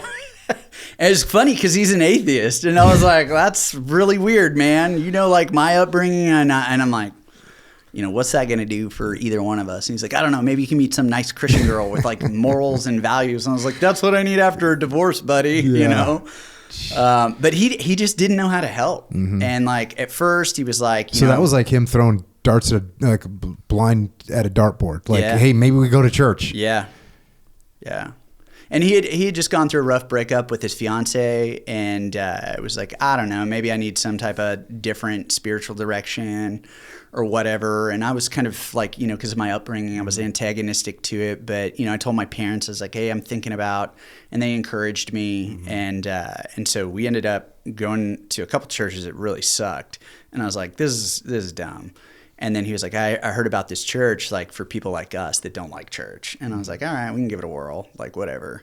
And that's when I started meeting some people who like changed my life. That's when they played Foo Fighters there. Yeah. Yeah. The band, the freaking whatever, what do you call it, gospel band or a church band or whatever it is? Yeah, they're playing Foo Fighters. Worship team played a Foo Fighters song, and then they connected it. To the message that day. And I thought that was really cool and an inventive way to like get people who were not certain about spirituality to kind of go and check something out, to where it reduced like the barriers. The barrier to entry. Yeah. You end up going to an outreach at a bar, which is interesting to have a church outreach at a bar. Yeah, it's church at a bar. What's that thing? It's kind of like a new thing, I guess. But I mean, they weren't serving alcohol. But there's stuff now called like beer and hymns that a lot of places in local communities will do now, where they'll have somebody, they'll sing hymns and they'll drink beer. Damn. Okay. If you look at the history of like alcohol in the church, it's really actually fascinating, because the church had initially, like the Trappist monks started it as like a ministry to feed and clothe the poor, and that's where St. Arnold got big, because he was the patron saint of brewing, because people back then didn't know, like, let me get into a weird history lesson. So a lot of the cauldron maids would cook dinner and then brew beer in the same vats. And what would happen is like they would get bacteria in the beer, people would get sick. That's where you get the term witches brew. They'd call them witches. They're like, oh, you got us sick. Well, the monks came in and they believed that they had to purify everything for God. And so they sterilized everything, and so nobody ever got sick drinking the beer. And so that's where St. Arnold came up with the whole thing. It was actually safer back then to drink beer than it was water because of the contamination. And so St. Arnold's catchphrase, the patron saint of brewers, is don't drink the water, drink the beer. so yeah, it's kind of it's coming back. Prohibition did a weird thing to like the Christian church, to where they were like equated it with like debauchery and craziness, even if you were practicing moderation and temperance. But yeah, so I ended up going to this event that they wanted to reach people like me. It was on 6th Street, which is famous in Austin. And it was like this church at a bar thing where it was like for 20 and 30 somethings. And and that's where I met a buddy of mine who changed my life. And that's Ryan, Ryan Jordan. Yeah, that's not his real name. Oh, okay. But yeah. But he just like was able to communicate to you in a way that you really hadn't experienced before? Yeah. So he had one of the things that I've discovered between, I meet a lot of vets who say like, I don't feel comfortable, telling my story to non-vets. And I think most of us do want to tell our stories, but what happens is like, when you're dealing with that like life and death stuff, like, and you start to use the gallows humor and you're laughing about an insurgent's head exploding, or you're running over this feral dog that's like trying to attack you or whatever, sometimes you'll smile and you'll laugh about that stuff, because that's your mind protecting you. And what you can see in the body language of civilians a lot of times is they get uncomfortable. And we're really good at picking up on body language, like military veterans, especially combat veterans. And so it communicates, I am a monster to you, so therefore I'm going to shut up.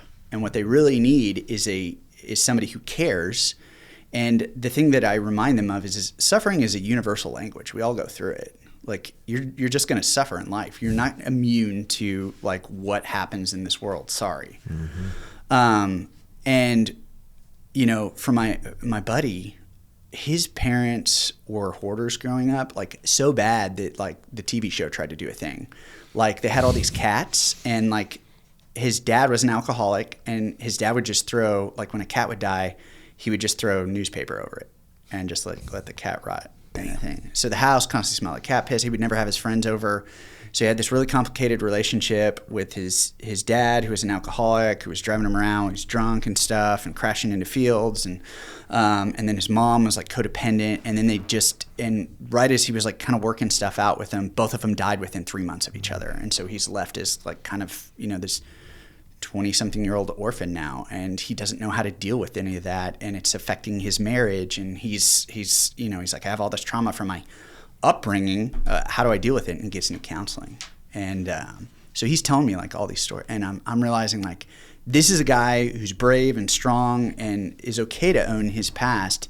Maybe it's okay for me to own mine. And like I started like testing the waters with him a little bit, and he didn't act repulsed I remember I told him a story about these Iraqi police like interrogating this guy with like wires that they pulled from a lamp, and he didn't act repulsed, or he just said, it sounds like you've had a rough go, man.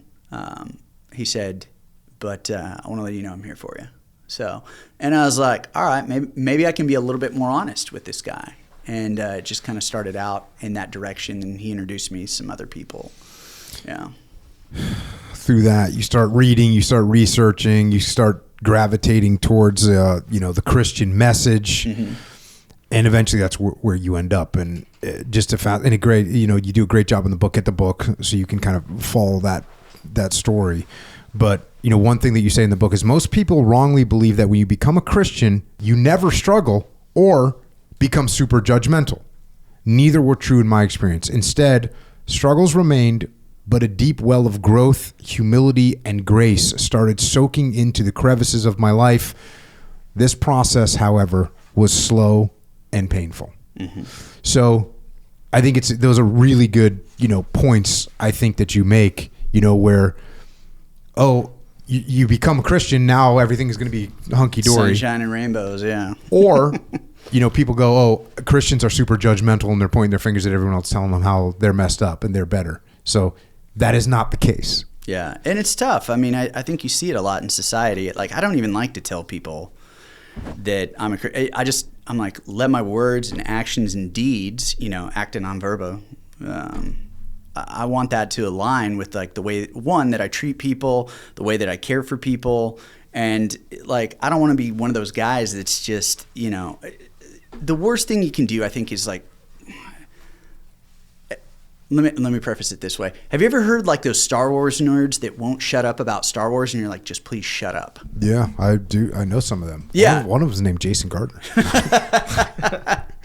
You're like, I hassle him. He's not that bad. You're like, I don't want to hear about this. And like, yet you have like kind of the same thing happen like within the Christian communities and elsewhere. Well, the jiu-jitsu communities, the CrossFit community, you name a community and it's like people get wild with their freaking infection of the brain, and that's all they want to talk about, which is cool. They're passionate about it. Yeah. But if you're trying to influence someone and you bombard them, it's not going to be the chances are it might not be very effective. Right. And so for me, it was just very countercultural to what I had experienced. And sadly, I think like, given recent events and everything else, like a lot of people are like, man, Christians do not line up with like their words or their values or anything.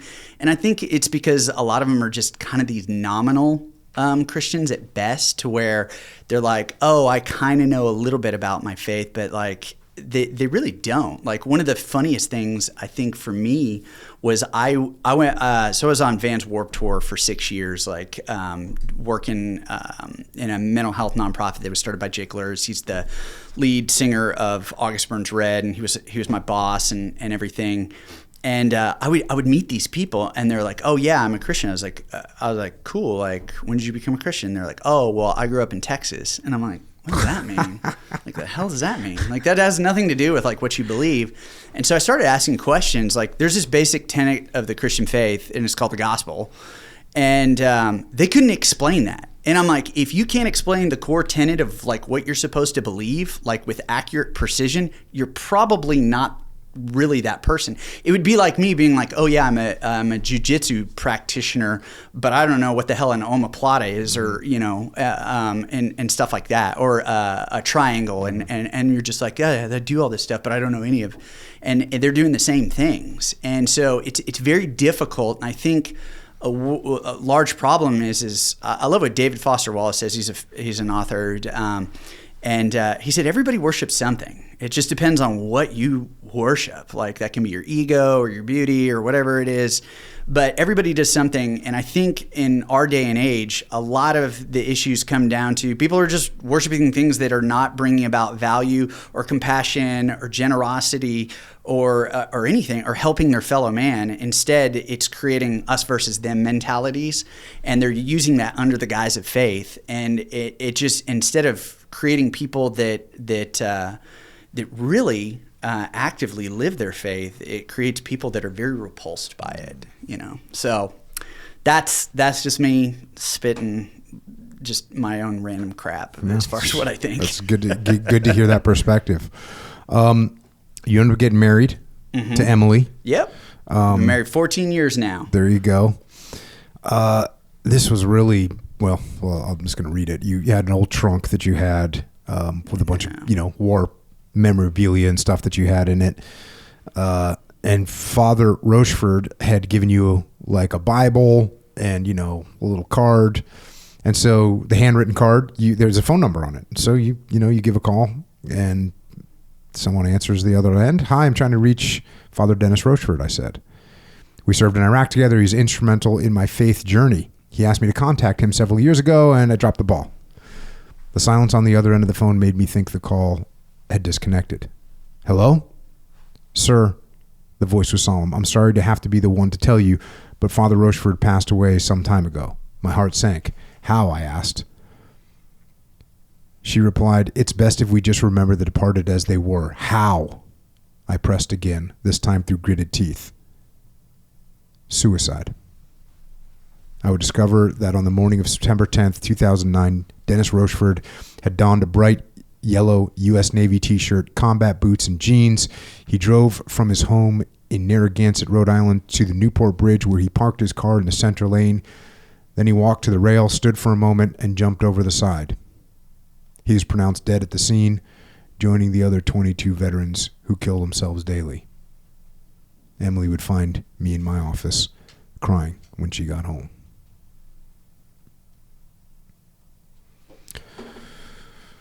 That was not the thing I expected, when I was reading that section at all. I thought we were heading for a nice reunion. Did you ever get any other amplifying information on that situation? No, and I wanted to be respectful to his family as well too. I put in there directly like what came from news sources, but General McFarland and I have talked about this because he's Catholic, and he had brought in Dennis Rochefort, and we were on the phone not too long ago, the general and I, and just talking about him, and I said, here's a guy who lived through Vietnam. He's one of 6 out of 150 to live. And he tells me he becomes a priest because, he promised God that, if I make it out of this alive, I'll give my life in service to you. And he survives. And, it was interesting. He told me, he's like, I almost picked a girl, though. So he was wrestling through that before he became a priest. And then he goes back to war, and he's doing Afghanistan and Iraq, and he is handling all the deaths for Al Anbar province. So we're talking TQ, we're talking HIT, all the areas for Anbar. So he's constantly doing last rites for Catholic soldiers, and he's constantly checking in on everybody else, me, making sure that my spiritual health is good and that I'm doing okay, and with everything that I'm dealing with overseas, and nobody checks in on him. And he was a lifelong alcoholic. That's why he had he was on and off the wagon. And just, it eventually got to him. He was so busy caring for everybody else, nobody took the time to care for him. And that's the danger of our healers. You got to have somebody that you're checking in with, somebody that's checking in on your soul, making sure that you're okay. And, I bring that up in the book, one of the things that I had to realize for me is war is a spiritual experience. I love what Karl Marlantes talks about and what it's like to go to war. And, we like to think that it's not, but it's like playing God, And I think Dennis really kind of realized that. You have the power to protect life, or you have the power to take it away. And he had done both, in Vietnam, taking life away, and now as a chaplain, protecting it. And then, most of us think we know what happens when we die, like myself included. But there's no conformative consensus. That's why we call it the great unknown. And so when you point an M4 carbine rifle at a man and you pull the trigger, you're going to send him to the great unknown. There's something spiritual about that. And so Dennis and I had to reconcile all of that with everything. And I think for Dennis Rochefort, he had seen the best and the worst and just didn't have anybody to help him on his spiritual journey too. And it eventually led to a suicide. Yeah, you got the following chapters. When Everything Means Nothing is the name of which I guess is a song by Fit for King. Yeah. Is that right? Yeah. Old Ryan Kirby, is a buddy of mine. It and you tie that into, again, going on the same thread, the same line of thought, when everything means nothing, you start talking about the movie Rambo, and that soliloquy that John J. Rambo goes on in the end, talking about how he could fly gunships and drive tanks and operate $1 million equipment. But here I got nothing. We all know that line very well because he can't hold a job anymore. And, that's the thing that people have to watch out for. I know I always tell people, like, you got to find a new mission. You have to find a new mission. You can't go from having the most honorable job and a very focused mission to nothing. It doesn't work. Science will back you up on that one too. There's a 2012 study by Gibbons and colleagues, and they studied military veterans. And regardless of whether you are a combat veteran or you are a non-combat veteran, they found that if you don't find a new unit, a new tribe, a new mission, or a faith affiliation, you will struggle the rest of your life. Yeah. I'm going to close out the book. And again, I've read probably 4% of 3% of the book. The book is just awesome. I've skipped over all kinds of details. Get the book. There's an audiobook too, right? Yeah. There's Bradford Hastings does it. He's an award-winning voice actor who's done like Marvel and Star Wars and stuff. So there you go. If you don't have the time to read the book, get the audiobook, but get it. It's you can see from the stuff that I've read today, there's so much more depth to it. But I'm going to close out with this. While in Afghanistan, I wasn't afraid to die, but I was afraid of dying like a coward. As strange as this may sound, Afghanistan and Iraq and readjusting to civilian life is where my cowardice had to go to die. That's the battle I fought in writing this book. Do I succumb to cowardice and make the story pretty where I'm some war hero, or do I tell the truth? Will my faith community accept me having told war stories true to form, or will the language and violence be a bridge too far? What will my friends and family think after having asked for years, what was it like to go to war? The coward in me wants to stay safe. But as with anything that brings about purpose and meaning, a coward has to die. So there you go, man. Thank you for writing the book. Book came out in 2022. Mm-hmm. Are you still writing? I know you and Scott have the media company, the book company. What's it called again? Solid Copy Media. Solid Copy Media. So you have that. Are you still writing? Yeah, I know you. So you write for Medium, right? Yeah, or that's I'll a write website there. Type thing. Yeah, and they pay me there, so it's kind of nice. But yeah, after I wrote this, my publisher came to me and they said, "Hey, we're not actually used to having people that know how to write. You should actually consider getting into fiction." And so I have always wanted, like when I got my agent and the publishing deal and everything, I wanted to originally write like science fiction and fantasy. Like I love science fiction and fantasy. One of my favorite book series is Red Rising by Pierce Brown. He does a really great job of talking about the dilemmas that soldiers go through because he's interviewed a bunch of them. Lord of the Rings, stuff like that. I've always wanted to write epic fantasy and epic sci-fi, so that's what I'm working on now. Oh, check. Yeah. Do you find it therapeutic? Yeah. Absolutely. Was writing this book therapeutic? Did it feel like it got some stuff off your chest, like going to confession of some kind? And like it was wild. Like I would write part of it at this veteran-owned brewery in Colorado Springs called Brass Brewing, and they've since sold the company. But the owner, Woody, is a buddy of mine, and he was a Ramadi vet. And so I was like, I'm gonna write here. That's awesome. In this brewery, and so he would see me sometimes like crying in there because I'm like trying to write on my keyboard, and I'm just like, this is messing me up, man. Like when people are dying and stuff like that, it's tough. It was tough to write, but it was extremely therapeutic in so many ways, and I think that's why it's beneficial for a lot of these veterans. Like they may not be able to talk about it, but they might be able to put it down on paper and have somebody else hear that story. And I didn't talk about war at all until 2016, and I happened to write this viral article, and my editor at Medium came to me, and I was having a little bit of writer's block, and I was like, "Hey, what do you guys want me to write on next?" And they go, "Oh man, we love your war stuff," and like this is a pretty kind of left-leaning publication. Mm-hmm. And I was like, you guys like my war stuff? That's weird. I was like, that was a one-off. I don't write or I don't talk about that stuff. And she said, well, that's a travesty. And I said, well, why is that? And she said, less than 1% of you have served in the longest running wars in U.S. history. She goes, you're a small microcosm. And she said, we are losing all the stories that we need to hear from veterans and how to avoid, war just in general, because I'm sure you want peace. And I was like, yeah, of course. She said, we're losing all the important lessons that we could learn from veterans to the annals of history, and it's a travesty that you guys won't even talk about it. And so it really changed my perspective. And so I started writing, and I got better and honing my craft, and then that eventually led to the book. And then I enjoy writing, Check. So you're still writing. You got the graphic design. I do graphic design and web development. I'm designing a ton of websites right now for people.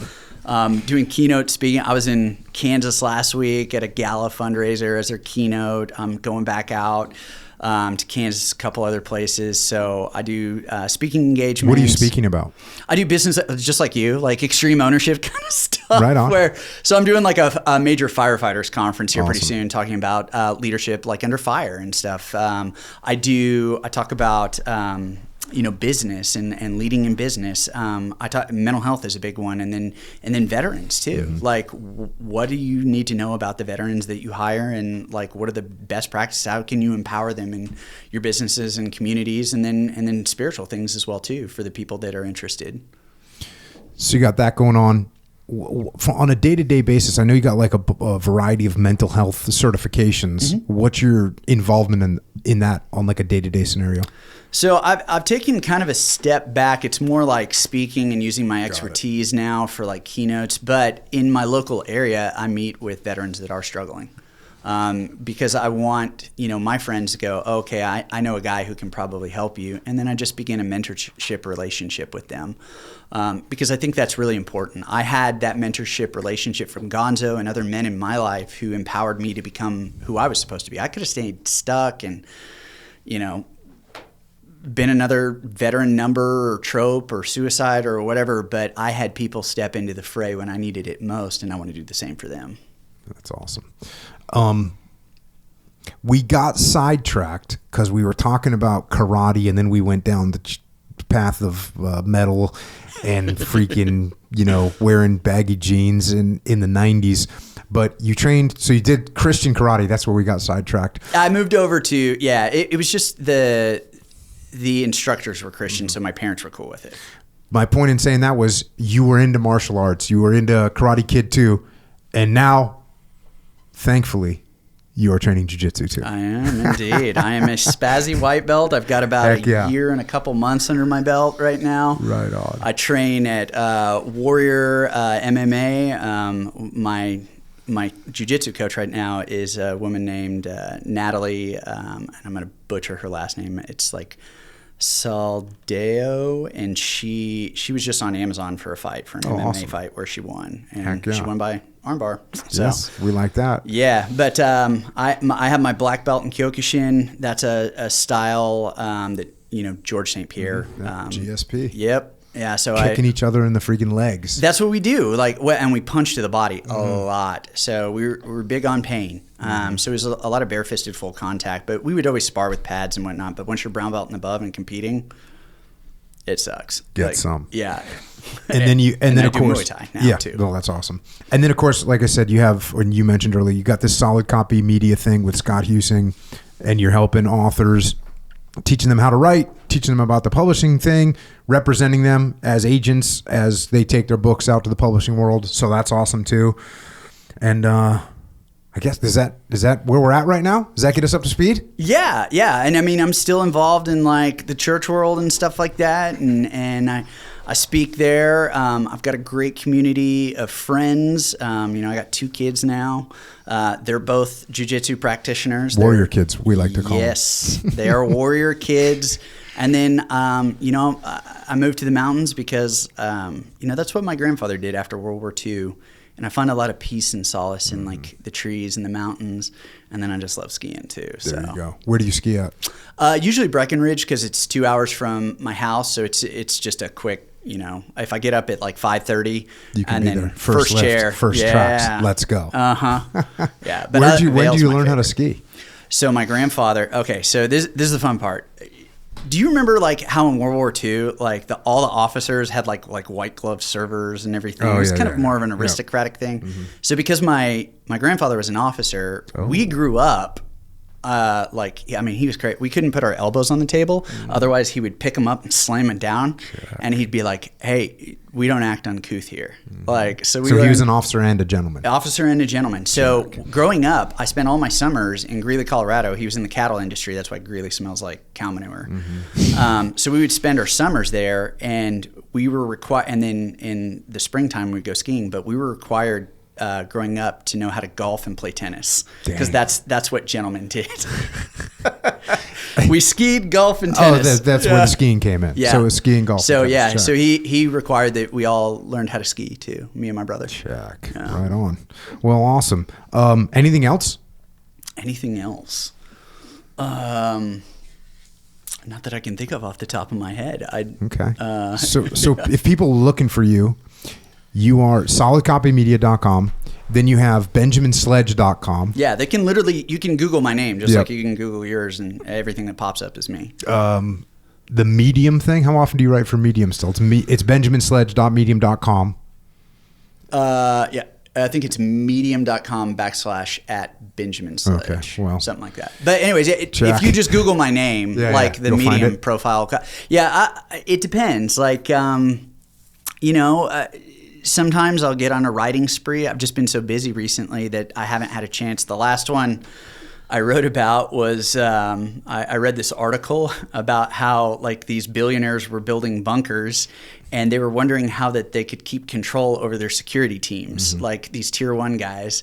And I was like, yeah, that'll never happen. I was like, if you're insulating for the rest of the world in the apocalypse, those guys are going to kill you immediately. Yeah, you're dead, man. So yeah, I was like, the ultra rich are not going to survive the apocalypse. Good luck, So it's just, I take hot topics of the time, and people like my stuff on geopolitics. They like my stuff on, religion, and just trying to be a very nuanced writer. I feel that so many people have gotten into political tribalism that I want to take a very nuanced view to where people can go, that was good, and I appreciated that take, as opposed to inflaming culture wars and things like that. Where someone can listen and go, that makes sense to me as a human being. Right. Check. Which, same thing for you. When I listened to the declared hostile thing, I was like, I can listen to that as a human being and relate to that. And so many people are just trained by algorithms and stuff now and bots, China and Russia are running information campaigns on you. Most of the people you think you're arguing with in the comments are just bots. That's what it is. You think you are, but it's just trolls. And so I think that the more that we have people kind of step into those spaces and kind of be a salve as opposed to instigating, that's really what I want to do as far as any of my hot takes in writing. I want people to go, whatever side of the aisle they land on, go, that was good, and I can appreciate that. Right on. And then you're on Instagram and Twitter X.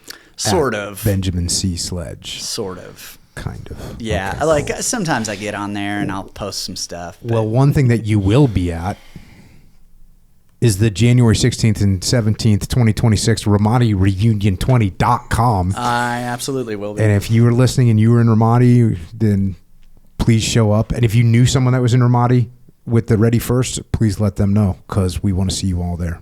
Yeah, the other thing too that I'll tell you, if you sign up, if you can't make it because of the funds, please let us know. Contact us on the website. Number one, we're happy to cover your registrations, things like that.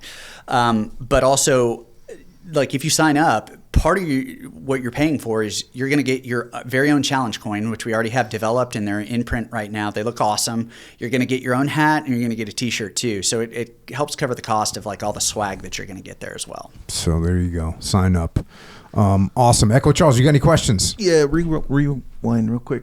Remember when you said your friend kind of was the one that suggested kind of randomly to go to church, to go to this church? What was his name again? Bill. okay, whatever happened to him? I mean, because you kind of said he was kind of more of an atheistic dude, so it was kind of random coming from him. Yeah. Well, did he embrace the faith, like, you know? Not necessarily. He kind of came more into, like, he believes now that, like, there's a higher power in the universe and kind of stuff like that. We're still close. Like, he ended up having to move to Tampa, Florida for work, and then I moved to Colorado. So we'll chat here and there. We just saw each other recently.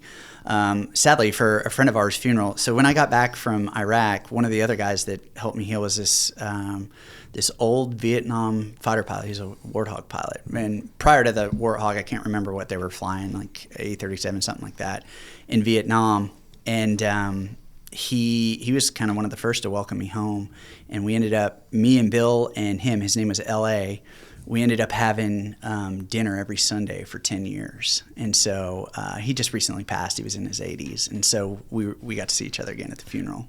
So that original dude, he was kind of like this messenger at the right place, right time. Just for that moment. Kind of a thing. Boom, then you're on your way. You think Karate Kid 2 is better than Karate Kid 3? All right, so Karate Kid 2 is... Did you guys watch Cobra Kai? Tell me you watched Cobra Kai. Yeah, until Terry Silver went to jail. Then I stopped watching. Dude, it ends well. Yeah, I heard. I heard. Yeah. Just well. Phased out, though. Yeah. So, I think Karate Kid 1 will forever be my favorite just because it's iconic. And you had that bullying aspect, and that was why I got into karate. I loved Part 2. Part 3 is weird because, you have Terry Silver and the whole Cobra Kai. I don't know. It's kind of goofy sometimes in that one, but... In my opinion, Karate Kid 3 was way better than 1 and 2 put together. You're wrong. Sorry, I know you'd think I'd be wrong, but you'd be wrong about that. But well, wait till you see the Warrior Kid movie. Because, that's right. You're coming out with that. Yeah. That's going to be incredible. Yeah. Chris Pratt, right? Chris Pratt plays Uncle Jake. Yeah. No way. And it's gonna help out a lot of kids. Yeah, my brother gave me your book initially because my brother's like a huge fan of your stuff. So when he found out I was going on Jocko, he was like, "No way!" So he thought it was. He was like, "Have you read his book?" And I was like, "No, I'll read it. I'll read the Warrior Kid one." I was like, "Read Extreme Ownership," But that's awesome, man. Right on. Anything else, Echo Charles? Any other movie, TV show debates you want to have? I will say this in closing. Check. Terry Silver is the bad guy in Karate Kid 3. It's the best bad guy ever created in cinema history. Dang. Really? Yes, sir, he is. For the 80s, maybe for some fun stuff. No. I'm going to leave it at that. Other than that, really good to meet you, sir. He just rains on my parade and he's like, bye. There you go. He's not going to say much, but he's going to drop a bomb when he does it. That's Echo Charles for you. Awesome. Ben, any final thoughts? If you're in the veteran space, like I would like to remind you, one, and I know we talked about some hard things today, that you are never alone. And you have a community of brothers. And if any of this resonates with you, reach out to your brothers and your sisters in the armed forces. Check in on each other. I do that. I'm checking in on all my guys. I make sure that they are like. I've even met people. You don't know how much of a community you have, especially when you begin to talk about your time in service. I've met people. I met a distant cousin of mine named Duskin, who oddly his name's Duskin Sledge, and he was like, "Yo, we have like the same story," and we really do, and it's just weird. And we have helped each other over, because he was really struggling too when he first got home. And then over the years, he's just gotten better and better. He quit drinking. He's just, when you help other people, when you help them take those proactive steps, especially if you're other vet, like, remember your warrior ethos. That's what I want to close with. Remember that, I'll never accept defeat, and I'm never going to leave a fallen comrade behind. So let's remember that we do not leave our own behind. So remember your brothers and sisters, take care of each other, and if you're going to the Ramadi reunion, I'd love to see you there. That's awesome, man. Great words to close with. Thanks for joining us. Thanks for your service in Afghanistan and Iraq. Thanks for everything you did for the country, and thanks for what you're doing now to help out veterans. And what a great way to close, man. Thanks for coming out. Appreciate it. Thank you. Honored to be here. And with that, Ben Sledge has left the building. Pretty crazy journey. Ben Sledge has been on. Definitely spent some time in a dark place, but he made it out. And he's in a good spot now, and it's a good lesson for everybody. Take care of your mind. Take care of your spirit. Take care of your body. And I'll tell you that those three things are very, kind of connected. Yep. And it's important Agree. that one thing that we can kind of factually do on a daily basis pretty easily, not pretty easily, simple, not easy, is the body part. Working out, running, training, getting after it in all manners, which means you're going to need some fuel. Check out jockofuel.com and get what you need, including creatine. You know what I learned from you? Yes. What? Creatine plus hydrate. Yeah. Little morning rehydration scenario. Yeah. I'm seriously considering upping the creatine dosage even more. I'm at 10 grams a day. Will you support me or no? I support, yeah. So there's a lot of, I was thinking the exact same thing. There's a lot of hotness over the increasing dose of creatine for cognitive scenarios. So, hey, I'm in agreement with it. Like how by now we all know that creatine is one of the most studied supplements of all of them. See what I'm saying? So, I don't know. It feels reliable. At the very least, feels worth a try. Well, let's try it. I'm in. Check out jockofuel.com. Go. I'm 2 goes deep right now. I just had a milk during our little break, which was tasty, by the way. 30 grams of protein, like in 15 seconds, 18 seconds or something like that. Or you can sip it and enjoy it. Yeah. And you see like a person sipping on scotch. Sure. Seeing how it tastes good. They relish that taste. Yeah, sure. I don't relish that taste. I think it tastes terrible. Alcohol to me tastes terrible. Oh, the scotch. Yeah, I understand. You ever seen someone sipping tequila? Yes, I have. Even like when I smell a margarita. For real? Yeah, it's just freaking nasty. I understand. Do you love the taste of a margarita? Well, it depends on the margarita, but the answer is yes. Damn. On a good, yes, sir. I will admit that. Yeah. I think, like in my mind, it's hard for me to comprehend that you would like that taste. Yeah. Which is, just the reality of the situation from my perspective. I mean, look, I don't want to go into a big thing, but